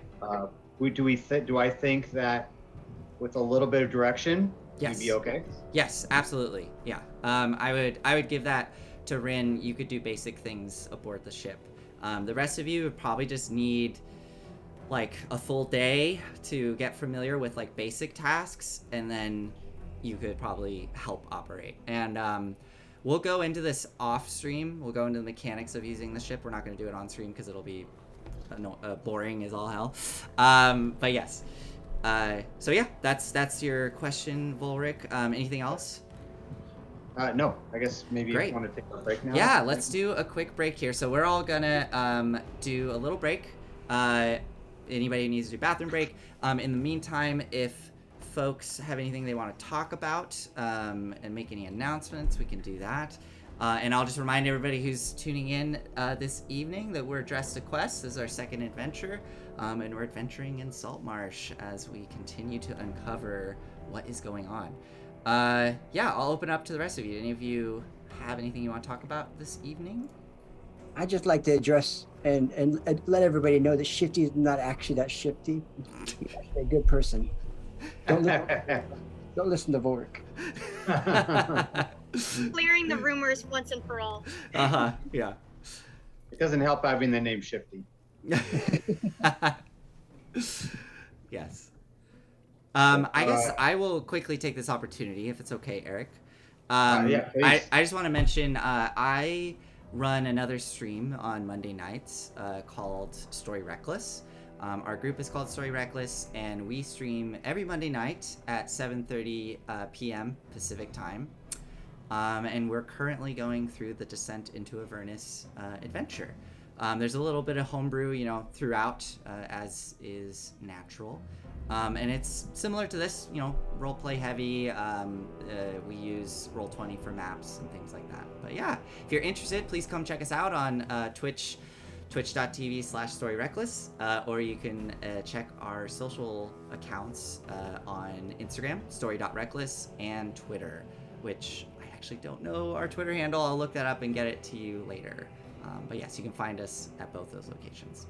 Great. It's a great show. I mean, you guys see what Nathan's like when he DMs here. Thank you. It's a fantastic show. Great players. Please check it out. It's on Mondays. Super easy to just pop in after work or while you're working. So thank you. Yeah, that's it for me. Yeah, I have nothing major right now. I think I'll just use the restroom myself. Okay, yeah. Once you get back, I will probably also take a quick break. You know what? I'm actually going to use our card here, since we're all kind of taking a break here. So we will just be back soon, and we'll see you soon.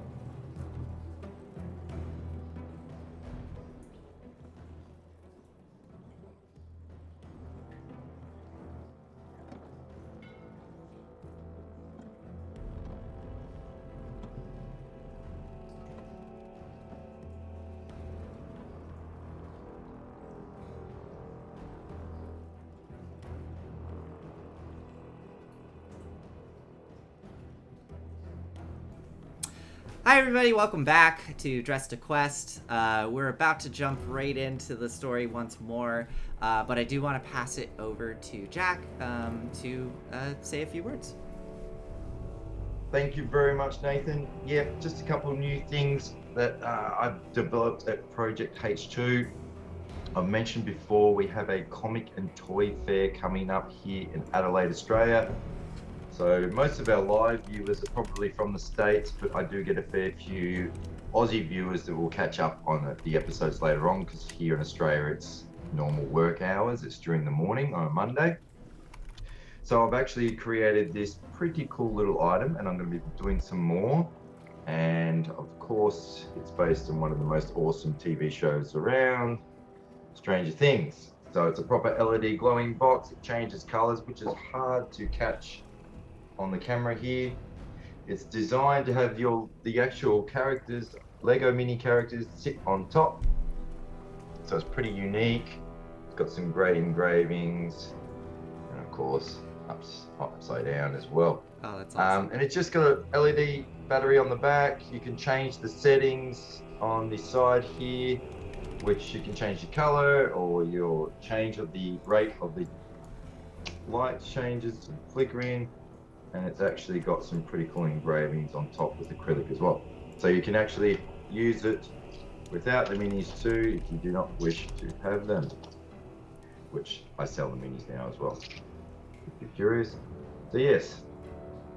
Awesome. There you go. So it all lights up at night. It's hard to get the effect when everything's during the day, but at night it's amazing, and you get some really cool colors on your ceiling as well at your home. So that's one thing I'm working on. I'm bringing out a Harry Potter version as well as the boys. So I've got the 7 in Lego minis as well. So that's going to be released on this coming Monday. And I will actually have ready for sale our adventurous survival kits. And they will be at the fair as well for sale. So get yourself there. I will have these in stock to be sold. I've made up a batch for that event. There you go, that's all for me. Oh, and we have webpage now is projecth2.au. That's simple, projecth2.au. Come join us.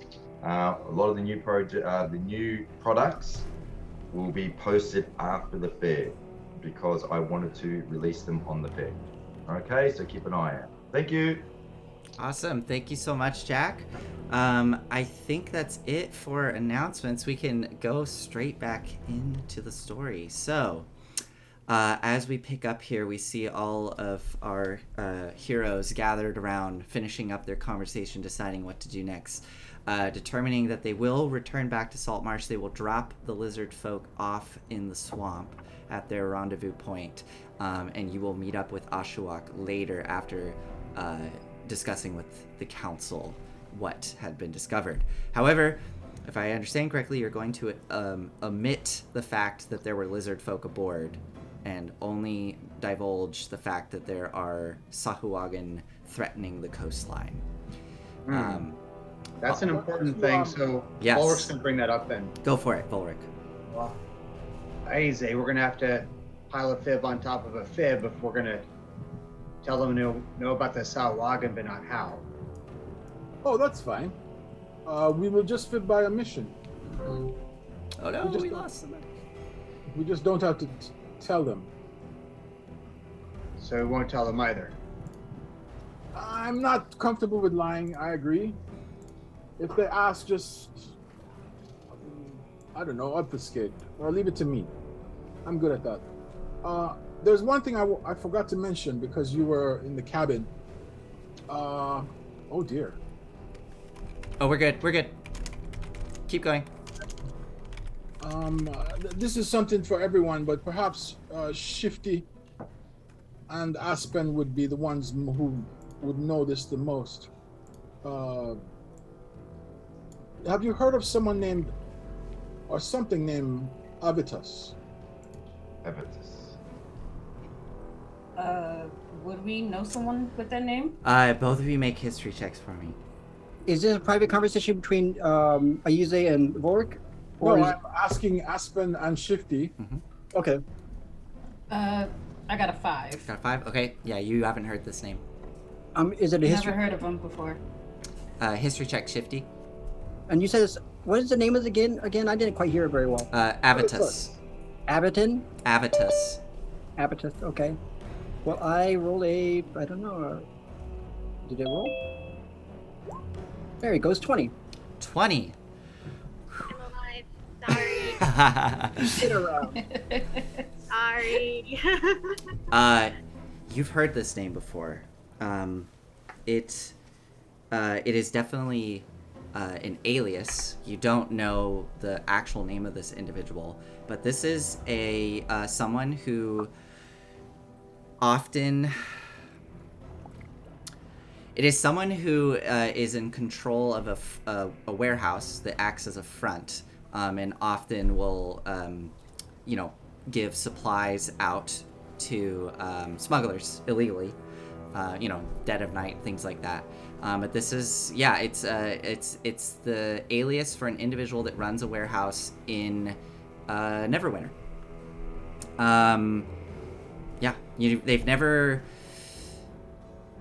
They've never given their true name, and the actual owner of the warehouse will say, Shifty, maybe you've actually looked into it, is a different individual entirely. So they're clearly trying to keep their ties to this warehouse, as removed as possible. What's it? How do you spell that? The Abatus is Avitus. I believe it's actually Avitas, but Avitus works. How do you say it in Australian? Yeah, how do you say it in Australian? Abitus. Don't be silly. We call it your ass. Your ass. Awesome. So yeah, Shifty, you've heard of it. I'll leave it up to you now to whether you tell the group or not. And they, is that so? Well, it makes sense. I mean, this Avitus fella, he runs a warehouse up north in Neverwinter. Had to work in that warehouse once or twice to ship some goods. It's just, it doesn't look like one that to get around or whatever. But it's a place where you could drop off goods and get some other goods, and it's for trade, really. Legal or illegal? Sounds illegal to me. Well, I think you and we need to have a discussion, because not everything I do is illegal, and hardly any of it's illegal. As you can ask the Admiral. He thinks I do stuff, but I don't. Why are you so defensive? It's just a direct question. You were not down there. You were not down there. Is he a criminal or is he legit? That's it. Let me make something Down here. Let me make something clear here, Shifty. I could give a damn. But mostly, I want to take care of the Lord's Alliance here and check off the next box. And it sounds like this warehouse is going to be a part of the picture. But yeah, it's a place where people go there to trade under the table or over the table. All right. Fair enough. Just to share with you, Fair. pointed Salazar and said, that's who he's working for. Salazar is just skulking on the deck. But Salazar didn't tell me that. He he didn't tell us that. Salazar tried not to think of it. Yeah, and by the way, folk, we have 1,200 gold coming from the Lord's Alliance, as well as another 400 for old Toothless over there. Oh, well, that's good to know. Well, I was wondering if we were going to have to sell him off to his ex-wife. Oh, sorry, one of his wives. Maybe she's the one paying for it. Who knows? Maybe all of them are. And I look at Salazar and say, shame on you. I am nothing but a gentleman. No, your answer is supposed to be, I have no regrets. That too. You're saying you're a gentleman, but you break the one code of shipping, which is you don't mess with humans. You don't trade flesh, but you've been doing that. Do you have You're a proof? gentleman. You're a scum. You have no proof of this. Why do you think we're here? I don't know. We're I here to bust was. smugglers, really. Anyhow, I just thought I'd share that with the group. That was the intelligence that Sethrath and myself and Ren got from the good captain over there. Oh, did anyone else find anything? Did you find any books, notes, etc.? Have we thoroughly searched the ship yet? So Also that's looking for what I weapons. wanted to ask. So, Yes. are you all going to go through and search the rest of the ship? Okay. I'd like to go to the captain's room. Okay. Yeah, I would be in there by now. Yep. I probably checked out of the conversation. Yep. When they started talking to the Amazing. captain. It's amazing And- how only I and Ulrich know about the stuff in the captain's room, but everyone's Oh, like, I didn't say "I'm I was gonna going get there the to check captain's room. Let things. me I in." just wanted to sit there. I just wanted to sit my butt Yeah. on the captain's chair Uh-huh. and feel like Yeah, a sure. captain for it. Yeah. Yeah. Okay. So really quick, Aspen, you head in there. You sit down on the chair, lean back, throw your boots up on the desk. Is it a comfy chair? Like, is it comfortable? Yeah, it's so it's bolted like the table, or I guess I don't know if the chair is. I'm trying to think. The table is definitely bolted to the deck, but the chair is comfortable. It's padded, high backed. You lean back in it. Throw your boots up on the desk. Are you doing anything in here, or are you just napping essentially, or like taking I a second? think I would try to talk to my mother while I was in here. Okay. Interesting. Okay, let's get back to that in a second. We'll you and I will do that. What is everybody else doing? If we can kind of to simplify this, if you're just gonna search the whole ship, I will ask 2 people to make investigation checks, or 1 person with advantage if you're gonna help that person out. I do have one quick question Yes. because I had some noise going on here you guys couldn't hear. When Sethrath had his discoveries, I didn't hear the whole bit. Can you please encapsulate for me? Yes. What Sethrath gave you was, I believe, Sethrath, did you give him the stack of documents? Yes. So Sethrath gave you a stack of documents that were resting on the captain's desk, and did it in private, so just the 2 of you know about it. So it's up to you, Ulrich, to what to do with that. And I also told Ulrich about the locked cabinet that had the magical aura, aura, and the aura was necromantic. Necromantic? Yes. And was there something else you said I stumbled? Oh, there's a chest. There's a chest in there, and then the other room also had a chest. Yeah. There you go. So that's what and you I know. said to you, I don't trust the other 2 at the moment. That's why I'm coming to you quietly and directly, and I'll leave it up to you how you want to handle it. There we go. So let's start with that, Ulrich. What do you do? Okay, so I will take a glance at the documents. Mm-hmm. When I know people are not near me. Okay. So you take a glance at the documents. The documents. Let's see, where are these documents? Here they are. Okay. Looking through the documents. All right. So you find a ledger with various bills and receipts for items like maritime marine supply. This seems to be some kind of like actual legit documentation to maybe try to, hide what's actually going on. You also find letters. You find 3 letters, and they are of an intimate nature. They are from, as you read through them, these are clearly 3 different pieces of handwriting, and they are each from Miss Salazar Snake Eyes. You also find a document that is written in Common. It's clearly somebody where Common is not their first language. So it's a little simple in its grammar, and there are some like grammatical errors. Is there like extra S's? Yeah, just so many S's on all the things. But it says more or less. It says, as for a previous arrangement, we will receive the goods, and upon receiving the goods, you will receive payment. And the signature is a little pictograph, and it shows essentially what looks to be a little stylized lizard with a forked tongue. You also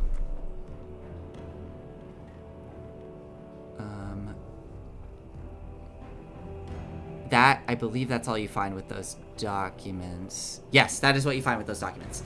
The other 2 drawers of the desk were locked, and Sethreth didn't do anything for it. And that's so that's what you get.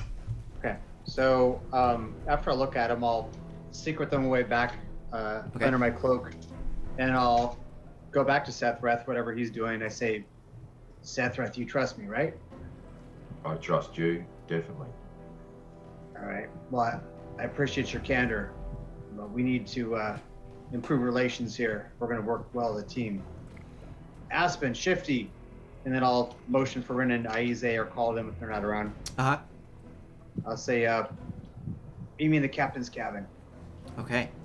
And already I'm gonna keep there. the door open, by the way, so we can keep an eye on the people that are tied to the mast. Okay, got it. So you call that out, and you do notice, as you look towards that captain's cabin, that Aspen is already in there. And then Shifty, it's really quick before we do this group thing, because you said you want to go into the captain's cabin. Were you trying to do something that... Well, yeah, I was going to definitely go in there, because especially if Aspen's going there to Okay. just like, whoa, but also to see if there's any documentation of this human smuggler, because that guy's not giving any.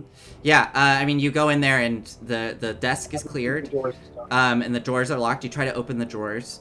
They are locked. You want to try to lockpick them? Yeah, but I think she said she's going to communicate with her parent, person like that. So probably yes. Okay. Let's do that. Sorry to be jumping around, everybody. It was just a lot of people. Or we can edit this so it'll be more smooth. Yeah. We'll do everything in post, and it'll be great. As you're all kind of gathering, finishing this up, Aspen, you go in there, set up, close your eyes, and reach out towards your mother. What do you do to reach out to her, and what do you say? What does this look like? What I do is, for one, I will be speaking in Infernal. Okay. And I kind of like, with my battle axe, I kind of like slash the air and like open a void to see her face. Okay. Here's a quick question though. Is this something that is visible to everybody? This is a pretty, if you are, and then it, like, that seems like something everybody would see, and I don't know if you're trying to keep this secret. Yeah, you know what? Yeah, I won't do that then. I'll just, in my mind. Okay. So you close your eyes, and in your mind you see darkness, and then suddenly you slowly see out of the darkness this, like, porcelain face start to emerge out of the inky gloom. And it's a very feminine face that has these black streaks running down across the eyes, down to the jawline. And she looks up at you and opens her eyes slowly, and you see these burning red and orange irises that seem to always be shifting and moving. And she looks at you in this darkened space in your mind. And she says,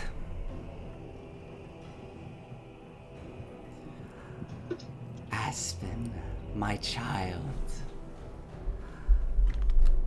what can I do for you? Mother, I need some guidance. But of course. I don't know what to do. You I don't feel like I'm... know what to do. Yes, this new group. I can tell that we're at odds. I can feel it. How do I don't know. How do I get them to trust Shifty and I? Trust is something that must be earned, and earned through respect. You must show them that you are worthy. You must show them your strength. When I command many under me, they fear me.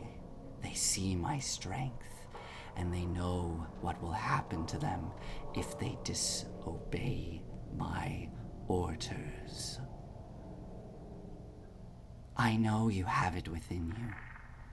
I can see it. I can feel the strength burning deep within you.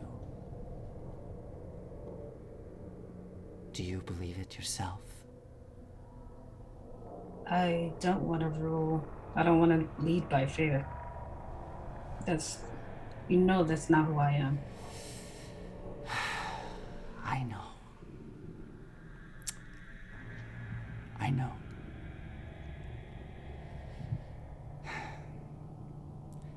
This is where you are more like your father. Don't I do that. I'm just stating what I observe. Well, my original advice still stands.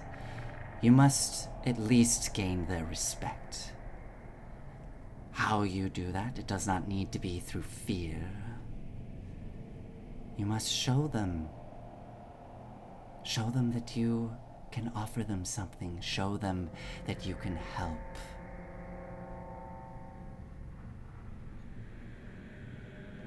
Are these not the answers that you seek? Yes. I feel inclined to be like you.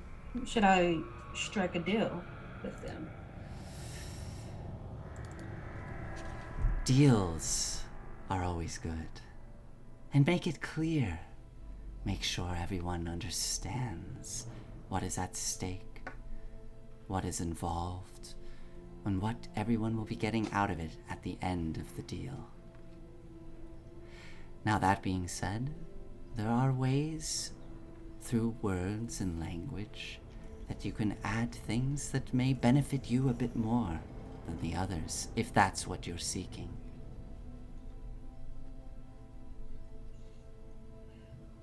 Well, all right then. One last thing. Of course. You see all. Do you think I can trust these people? I see much. I do see much. Unfortunately, there is a lot that blocks my vision. I'm able to see much through you, my child, which I appreciate greatly. From what I've seen, Sethreth seems to be a good tool, one that can be directed and used. Aize, that one, there is a spark within him. I would trust what he says. Rin seems to be quite kind of heart. This can be beneficial. This can be used. She seems to be one that can garner trust in others. And Volric, he's definitely a leader. I would be careful with Volric, but he has been nothing but honest so far. And honesty is always good, because you can always trust what they say.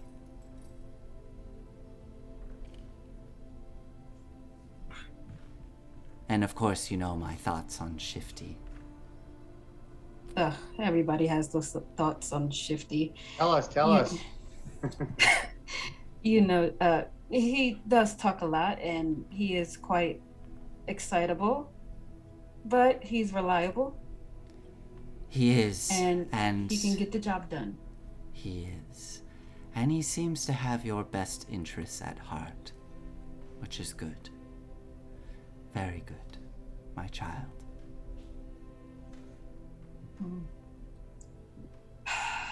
Oh, thank you. I have to go now.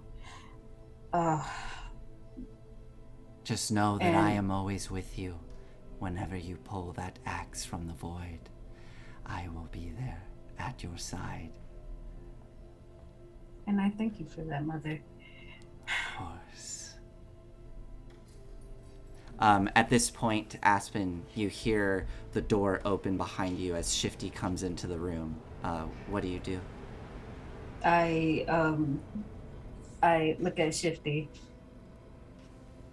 You're getting yourself comfortable, aren't you? Look at you in the chair. Yeah, well, what can I say? That was a very long battle. All those people killed. You know, very taxing on my soul. Bloodlust, right? Wow, these folk. I know. I'm not used to people just downright murdering people without a conversation first. But we do it different here in Salt Marsh. We know this. Aspen, you looked through the desk already, right? There anything left there? Because we got to figure out what's actually happening here. I didn't come in here for that. I came in here to relax. I don't care what he has in here. What is going to be of use to? Nothing in here is of use to me, unless he has a bottle of whiskey or something. No, there should be documents. There should be documents in here. Every captain has documents. Otherwise, they wouldn't be able to get places, and they wouldn't know what to get and who. They have to have some kind of documentation. I mean, the desk is right here. You can check. I moved over there because she hasn't moved. So, check them; they're locked. Yeah. So Shifty, you go running up to the desk and see that these are both locked. As you get to the desk, you hear Volric call out. Now you can do this and probably not be noticed. Do you go for it? I just roll my eyes and have my back turned sideways, but because she's on the desk, so I'm like tilted towards her.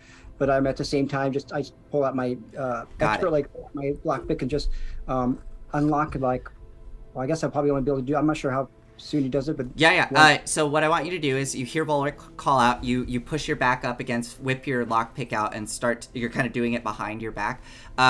Go ahead, make a sleight of hand check. I want to see if Volric notices as everybody's starting to go towards the captain's cabin. He's still outside the captain's door. I was actually thinking about turning myself sideways, I'm like this, like I'm facing Aspen, and the drawer is in front of me. Got it. On the side, so I can just kind of Yeah. Okay. Go ahead. Quickly do a lockpicking check for me and see if you can pop this open. I'm gonna do a perception. Yeah. One moment.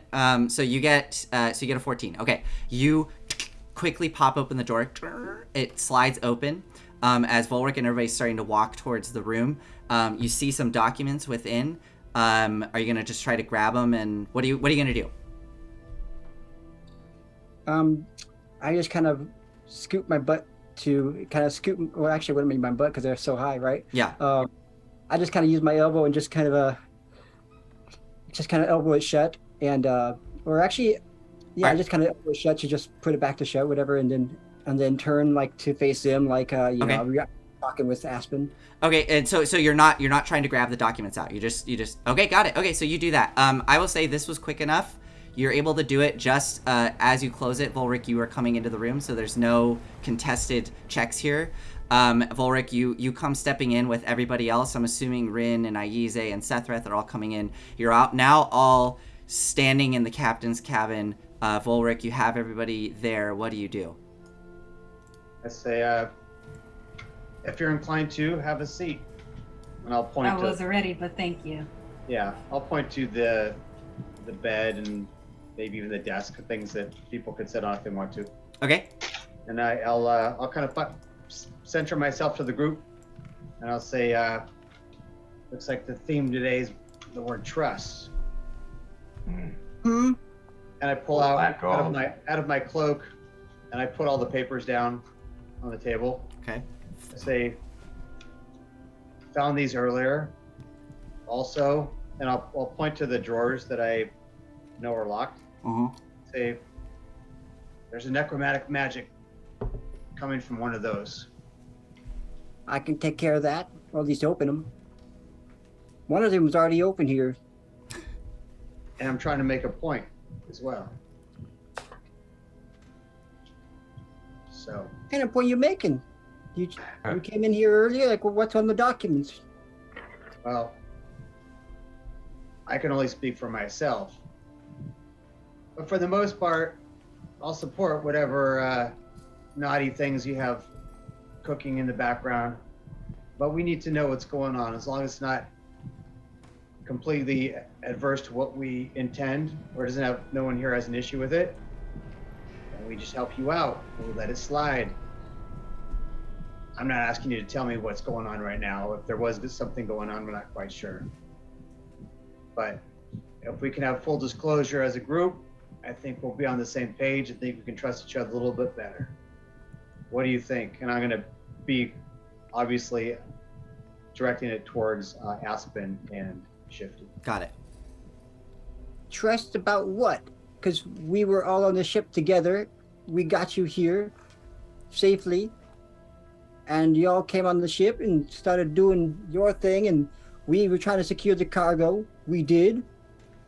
Unfortunately, there were no weapons or anything else down there. We were hoping to find some humans because I didn't want them to be killed before we were able to get down to them. That's why I wanted to get down there fast. Yeah, understood. I'm talking about moving forward. I didn't have to tell you about these documents. I could have waited till you folks were asleep and have Sethreth just manhandle that door, that drawer, and pull out the magic item, whatever it is. But I'm trying to tell you here, we can be open with each other, moving forward. What do you say? I look over at Aspen. I'll look over to Ren. Mm-hmm. You seem to be the kindest one in this group. Tell me why we should trust you. Well, probably because I'm the second youngest. I think what Volrick's trying to say is being open about why we're here. Because... And why are you here? Well, that part, sometimes I'm wondering that myself, but I believe in doing what needs to be done in order to make sure people don't hurt. Pretty simple. And what about you? Aize, right? I mean, Volrick seems to be, yes, he seems to be your leader, but I want to hear from everyone. Oh, well, I'm a representative of a secret cabal of agents in Termish who are determined to gather enough information for world domination. I'm joking. I'm joking. Thanks for adding that. I'm a librarian. That's all I am. Ooh, a moment here. Archive, you didn't remind me. I have to put my rings back on. I am a librarian. I seek knowledge. I gather information, and I agree with Rin. You know, do the right thing, and be good for goodness sake. For goodness sake, and for that matter, and knowledge, magic, treasure. I mean, we are adventurers at heart. We're just not scum about it. To give you some context, the last mission that we're on, we were to raise a curse off an entire island to free the humans and lizard men of the island of the clutches of a horrible, horrible, horrible creature. And how did that turn out? You know, more or less we succeeded. And then we find ourselves cast out in the salt marsh, well, out here, and well, we're looking for more stuff to do. I think that's about right, Rin? It wasn't without casualties. Two of our numbers fell, unfortunately. I'm sorry to hear that. I hope they were torn. But that's me, in a nutshell. And I already know what your deal is. No, to Sephiroth. Oh, of course you do. Yeah. You just like to punch people. You know what, Volrick? I'm sorry, Sephiroth? You wanted to say I was something? just agreeing with you. I do like punching people, and I give her a death stare. By all My means, I'm standing glow right red. here. I'm not afraid of you, Oh, that's all right, princess. princess. I look to Vorik. You have been nothing but transparent with us. And moving forward, you won't have any problems with us. As I usually said, we're gonna do the right thing. But I do have a question. How do you know if something is the right thing to do? Because I'm sorry. Well, Ulrich the Gray does, of course, match the color of my hair. But I've been on this planet long enough to see the world as gray. I do appreciate the lightness of the world, and I do steer towards it. There's certain things that I won't tolerate. But I think it's pretty clear. If you're not a zealot, what's wrong, what's right? There's some things that were going on in this place years ago with the tyrants of Umberly, slavery, there's wanton murder, thievery, depends on who's stealing from who, right? Long story short, I'm a little bit more flexible than Shifty might think. But when I'm on a mission, I'm on a mission. And I tend to hold to my agreements.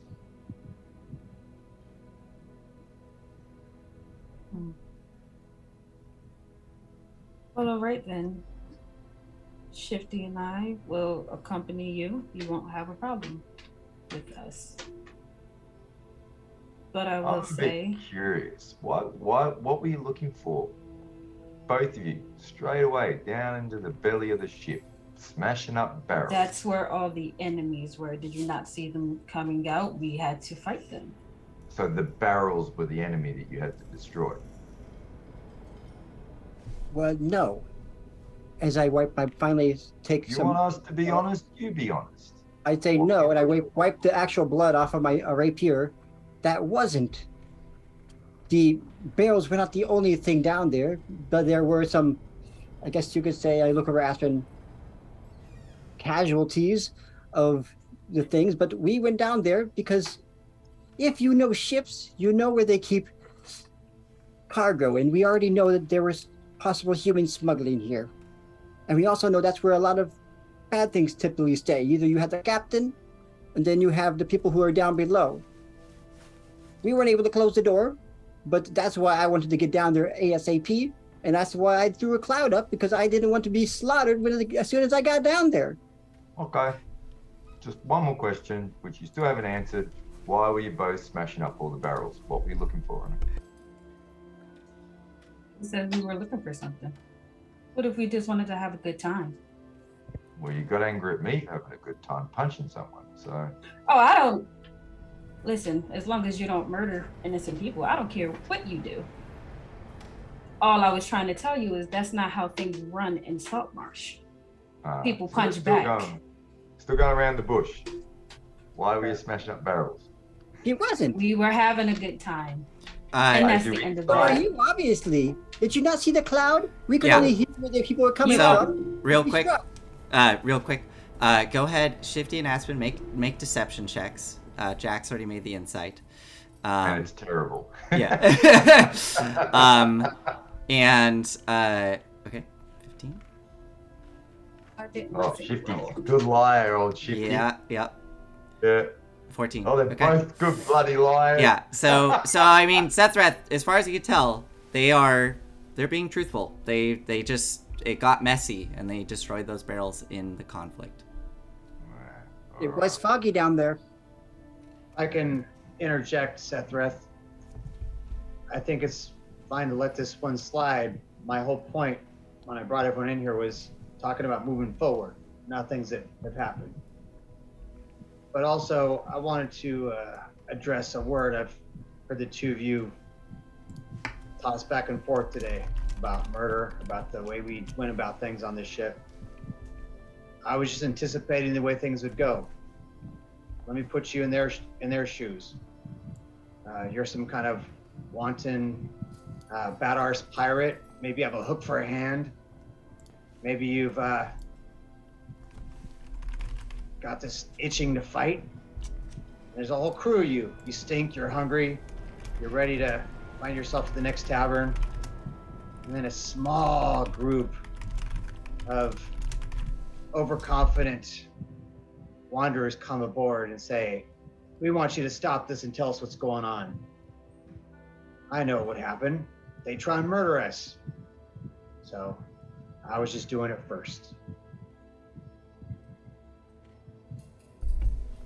I don't think those lizard people, which would have been murdered outright, had I not stepped in, would have felt the same way. I had no intention of taking them out. You I saw would- how But things he went, did. right? He did. And I point to Sephiroth. You know me very little, young lady. I don't know you, but I can tell by the way you act in situations Because that I murdered the captain. That's what I did, correct? Bit of salt water you never dragged kills him no one, by especially his a feet. pirate. He was already tied up. All you had to do was talk to him. You didn't have to take him and cast him over the edge of the ship. Is that how they do it where you're from? Oh, we do far worse. Somehow that's not surprising. Mm-hmm. I just roll my eyes. I What look you see is what you get. Can we all say the same? I look at Volric and I say, you say you run with the lawful crowd, but where we're from here, we make sure people stay safe that are innocent. And we make sure the people who are not safe or who are not in the best interest of a town or the people of innocence, they don't have that guarantee of protection. But that's why we do the things we do. That's why I snuck in instead of coming in with horns blowing, so that we could get the drop. I have no problem with you neutralizing, which is our mission, neutralizing the captain and getting control of the situation of the board, but we would be quickly overrun if we did not make sure that we were doing what we were doing as well. All of this is part of working as a group, I think. Because Are you still defending yourself? Because you don't need to defend yourself. no, I'm not. I'm just saying I don't understand exactly what the group is, because he's saying he tortures people, and we don't do that. We can't do that. He's just saying where he's from, that these things happen. You've been outside of Salt Marsh, I assume. You don't just putz around in your boat and dream about having a bigger boat. No, All I'm in right, the well, trading business. I help get things back and forth cultures. for the Alliance or for whoever. We just came from a place where our greatest allies were cannibals. It's cultures. But so far as our group's concerned, we've never tortured anybody, and Sephiroth has never knocked the teeth out of or beheaded or disemboweled or delimbed or otherwise eviscerated something that didn't deserve it. So I will put my foot up on the captain's, and you can see the bloody lizard boots. The lizard I boots. say, and yeah, personally, I'm here for two reasons. One is because I like to fight. There's nothing better than a good row. Yeah. Going at it, giving and taking. That's when you know you're alive. Secondly, I want to do a little good. I want to affect people's lives in a way that will make things better. Gives me a little more meaning, Oh, and okay, a third, treasure. I like treasure. I like things that are pretty. I like ingots. But yeah, we're a good group. I promise you that. Sephiroth is just good at killing, and makes you think that he's a bad guy, but he's not. To be fair, we just came from a place where everything was actively trying to kill us. So, I think our friend just needs a little bit of time to recover. I wouldn't run in this crowd if I thought he was a complete loose cannon. I trust what she says. So I would offer we continue this. Shifty, maybe you can pick your way into those cabinets before you have to tear them apart. Find out what's going on with that necromantic magic. And by the way, probably be careful. Yeah, no. If we're gonna commandeer, you're gonna be my first mate. We need to work together with this, and we don't want to destroy the property. It's gonna be ours. And I'm sure I look over at Ize, and I'm sure after listening to you, that we can definitely make sure that we have a decent boat to actually do what we need to do. Because mine, it's good enough to get from place to place quickly, but not as efficiently, I should say, especially for long voyages. This bad boy, though, whew, we got to get her a name. I got a name. I'll tell you what. And there's 6 of us here, so I'm putting this out here. Aize, Rin, Sethrith, Aspen. Tell me what you think. But if we can get this boat, if the Lord's Alliance agrees to us having this, whatever the arrangement is, I don't mind being second mate to Shifty as long as I can name the boat. That works for me. Aspen, what do you think? I mean, you and me get to share these 2 quarters here, and they keep everybody in line because we're going to probably need some extra people, extra hands on deck. And they need to have a little bit of fear in their life. That's how you commandeer a boat, respect and fear. And I don't think they're going to all do that with me sometimes. I don't really emit that kind of a... we do fear that you never shut up. All right, He's not so wrong, Shifty. You did talk a lot. So as this conversation is coming to a close, Shifty, are you gonna go unlock the? Oh, there you go. Okay. Whoa, that was a lot of. How many drawers there are, but that's one for each door. There was only 2, but I will take. So that 28. Okay, you were easily. Twice. Yeah, you were easily able to unlock the remaining drawers. What you find in one. So one of them. The top one that I already opened? Yeah, so that one had the documents. Pulling those documents out, you find various sea charts and coastal localities throughout being presented. But you find one map that looks to be a bit more crude. And this one shows, you recognize immediately, this is the coastline kind of around Saltmarsh and going south. And you see the Mirror of Dead Men. And you see a spot, we'll say it's an X, and again, written in crude common, it essentially says, meet for pickup here.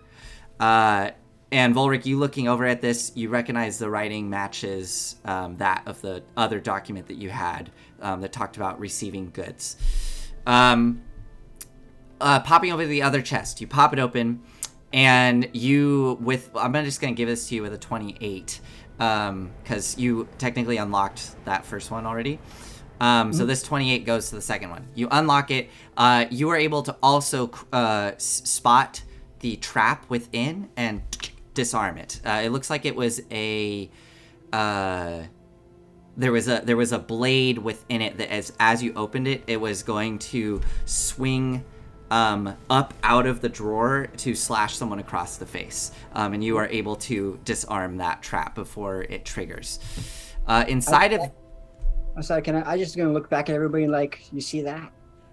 That almost got me. And you can see, it's just limply sitting there where Shifty was able to cut the tension line where it would have originally just sprung up and hit him in the face. Within that chest, you find... 2 potions that you pull out, and there's another vial of something resting within there as well. The potions have like a thick red viscous fluid within. You at this point being level 5 adventurers, you all recognize these are potions of healing. So 2 potions of healing. The other vial is something you're not sure exactly. Shifty, I'll let you make just make an investigation check for me as you look at it. Investigation or Arcana?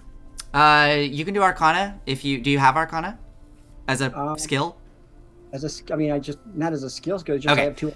I have 2 in Arcana and 2 in Investigation. You don't have investigation as skill. Okay, then yeah, dealer's choice. Go ahead. Whatever you would prefer. Are any of those items he's pulling out the ones that had the magical glow? Are you gonna trigger your so you trigger it. So I need to clarify something to all of you here because this is something I do in my world, but you trigger it and the necromantic aura is coming off of the health potions. In my world, necromancy is tied to healing because necromancy does not inherently mean evil. It's just another form of manipulating the forces of life and death. And so that necromancy is radiating off of those health potions. The other vial has nothing radiating off of it. You got a 10. You recognize it's just antitoxin. So if someone were to ingest this, it'll give you advantage on saving throws against poison for an hour. I hand this antitoxin to. I say, well, this is looks like an antitoxin. So, I guess they were expecting to get some maybe some bug bites over there in the swamp. And I hand it over to Aspen or just put the stuff beside me as I'm doing it, and then. Is there anything else in the chest? Was that the chest or was that the drawer? Yeah. So then you go do the chest. The chest, I didn't want to check for locks. I wasn't thinking for the drawers, but the chest definitely. The chest. Oh, okay. I'm sorry. So I got a little confused here, and that's fine. The chest was the one that had those potions in it, and that was the one that you found that trap, and you were able to disable it. So that's everything you find in this room. So to kind of speed things along here, because I know you all want to investigate the ship, right? I would like to, like I was saying earlier, so 2 people can make investigation checks, or 1 person can make it with advantage, as you all start spreading out and going through the ship and seeing what you can discover. From that point, based on what you get, I will reveal the things that you find. I've got +8 on investigation. Okay. I'd like to. Can I give him, whoever is going to do it, I'll give them guidance. Okay, cool. So whoever does it gets a guidance. So Aize, would you like to do it? I'll do it. Okay. And does somebody want to help? If anyone had higher than me. Yeah, I'm not going to do it with. But I would like to guide him to look for actual secret compartments where they might smuggle humans, because that's kind of the biggest concern to me. Totally. Yeah. Okay. So Aize, you get advantage on this roll. Go ahead.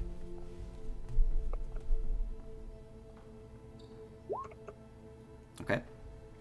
22. Woo! All right.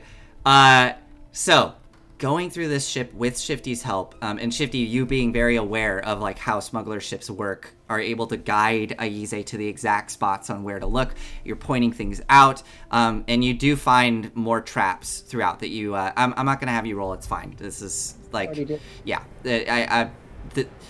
We're going to speed this up a little bit because I don't want to go room by room like a dungeon crawl for this. It would be, I think, kind of boring. So you go through, and Aize, you find... Oh, there's a lot on this ship. In the quarters where the mage was, you find a spell scroll of Gust of Wind in their quarters. You also find their spell book. So I can give you all their spells after the stream. I'll do that off stream. Archive! Oh, wonderful!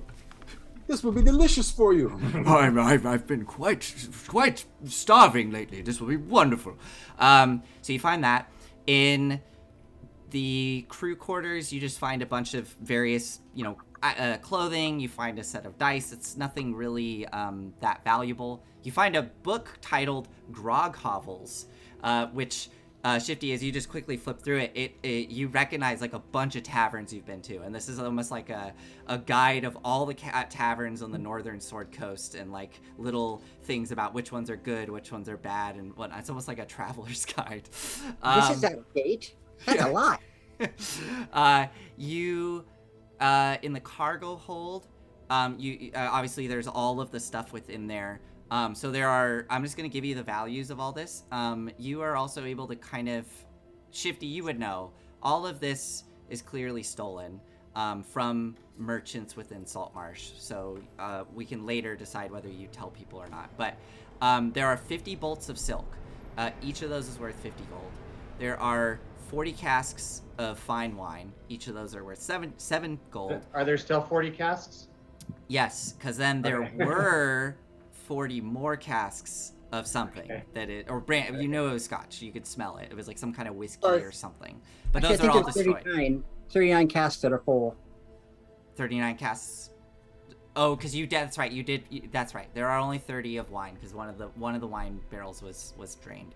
So 30 casks of wine worth how much each? 39 worth 10 gold. And you also find a large crate of high quality mining tools, and you Shifty recognize these are from the mining or the big operation going on in Saltmarsh to build the canal. You recognize like some insignia on the crates that is for that mining company. Going through the rest of the ship. Oh yes, this is great. You going through the cargo hold, you go back into one of the quarters, and as you open the door, you pop it open, and immediately you hear this flutter of wings, and you see a bird, which looks to be a brightly colored parrot, resting on a little wooden branch that's been like nailed to the wall. And it's really scraggly. It's like missing all of its feathers around its neck, but it has feathers on its head and body, so it looks really odd. It has this like little turkey neck, and then like a poof of feathers on the top, and then the bottom is a poof of feathers. And it goes, Oh, that's so sad. You're terrible. You're a dickhead. And it just is like looking at you. And that's potty mouth. And I love this bird. it just What starts. do parrots taste like? I wonder. You're a butt face. And it just starts screeching obscenities at you as it's sitting there. But going through this, I think his name is Tourette's. going through this cabin, you find a chest that Shifty's able to unlock, and within there, you find 200 silver pieces. There is a spear that is it is clearly not made by humans. Like there's something about it that it catches you. The design of it is very elegant, probably elven in nature, but it has all of these engravings that run down the staff that are almost like stylized waves running throughout. If Sethreth is with you using your magic detection, it's not magical. It's just a spear. You find a dagger of similar design, also mundane. There is a completely ruined crossbow, which again has the same kind of design. And there's a folded bit of like leather armor, maybe made from, as you're kind of feeling it, it has like a rough texture when you push in the opposite direction. It might be cured shark hide. And it has little seashells woven throughout it. You also find a holy symbol that you're looking at, and it's a gauntleted fist, as well as some chainmail resting in there, and a mace, all mundane. As well as there is also a rapier that is I misread that. There's no rapier. Then the other cabin, you find another chest which has it just 500 silver pieces within there. 800 total. Yeah. Finally, as you are going through all this, you go to the back wall where that parrot is sitting, squawking at you, screeching obscenities, and Yize, Shifty is kind of guiding you and pointing out, like, usually there might be like hidden compartments here for smuggling cargo. And as you look, you spot a seam in the wall where the wood paneling comes together. And within that wood paneling, there is a smaller seam that looks like you can press in. And as you press in, you hear a click, and you're able to kind of push, and an entire false wall slides to the side, revealing a chamber on the other side. As it slides open, I'm going to put you both down there so that you can see this. We'll just put the whole group down there, actually. We'll say that you're all kind of, you're all kind of doing this together.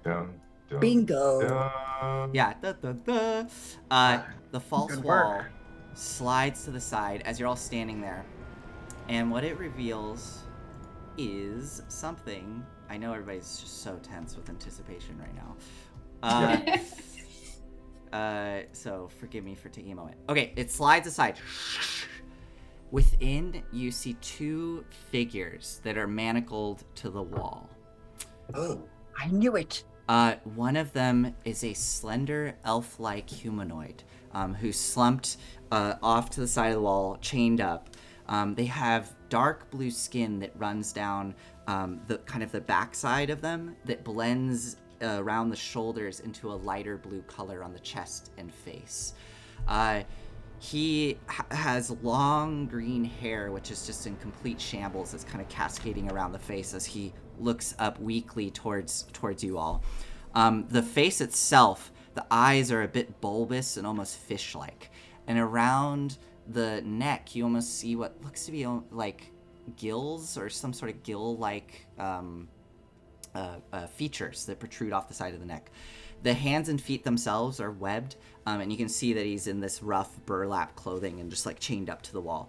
To the right of him, you see what looks to be a human, a stocky woman with olive skin. Her hair also kind of greasy and in shambles, but she has this what's probably straight. It's a little curled and ratty from not being able to maintain it, but straight black hair, shaved on one side, and as she looks up, she has these bright blue eyes, and she as well wears similar rough burlap clothing.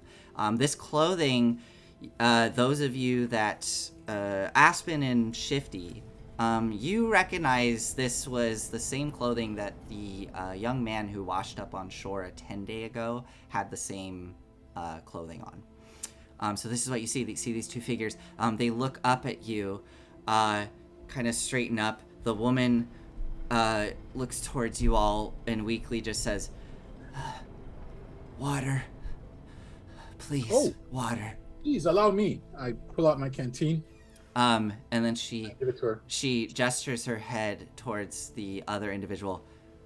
"For him. Splash him, please." I pour the water into his gills. You splash it over his head, and you see him kind of just relax with relief as the water starts to splash over him. I take it that that's your stuff in the other room? She weakly nods. Volric, what were you going to say? Yeah, I want to kneel down. They're obviously in very, very bad shape. Does it look like they're wounded or just completely malnourished? Make a medicine check. Is this? I was gonna also ask the same. I was gonna ask if I could make a medicine check as well. Go ahead. Both of you make medicine checks. And then Shifty, what was that? Did we find a door or did we find a window? Like, are we? It was a door. Okay. This is a completely enclosed room. So the false door slid open, revealing this small little chamber. Okay. Oh wow. Woo! All right, and Space, you got an 11. Okay. Yeah. Well, both of you are able to tell. They are definitely malnourished.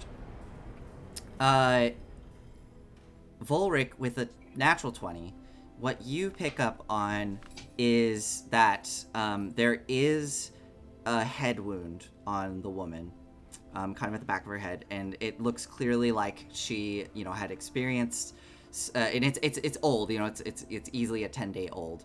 But it's scabbed over, and there's the hair there is kind of crusted over with really old dried blood, and it looks like she probably received a head wound that you suspect knocked her unconscious.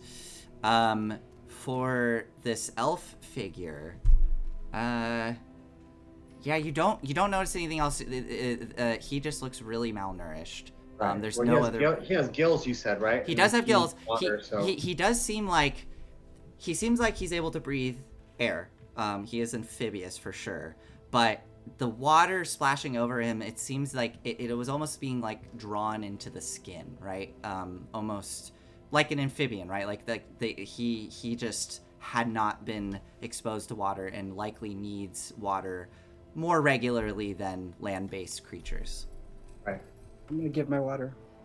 Okay. Are you gonna? Sethra, can you get some buckets? Buckets of water. All right. Okay, so Sethreth, you go off, find some buckets, easy enough. You're doing that. I'm gonna immediately go for those manacles. If I have to, I will grow and manhandle them and pull them out of the wall, or otherwise smash them with my magic sword. Okay. Lockpick, if you want. Okay, how big is this door? It's like I actually it's a little deceiving what I have there. Imagine like 1 5-foot square, right? Like has slid open to reveal the interior. But really quick, I want to resolve this. So Volric, you go in to grab onto the manacles. Shifty offers the lockpick. What do you do? I'm obviously suddenly super focused and maybe even angry. Got it. Okay. As I go to just So go ahead. Make a strength check. Are you gonna grow? Well, so I know it's a small spot, so I'm gonna angle very myself small. some kind of halfway outside of the room. Okay. As I reach out, yeah. Okay, so you are gonna grow. If you're gonna grow, go ahead and make it an advantage as you make this athletics check to like. Scrambling away.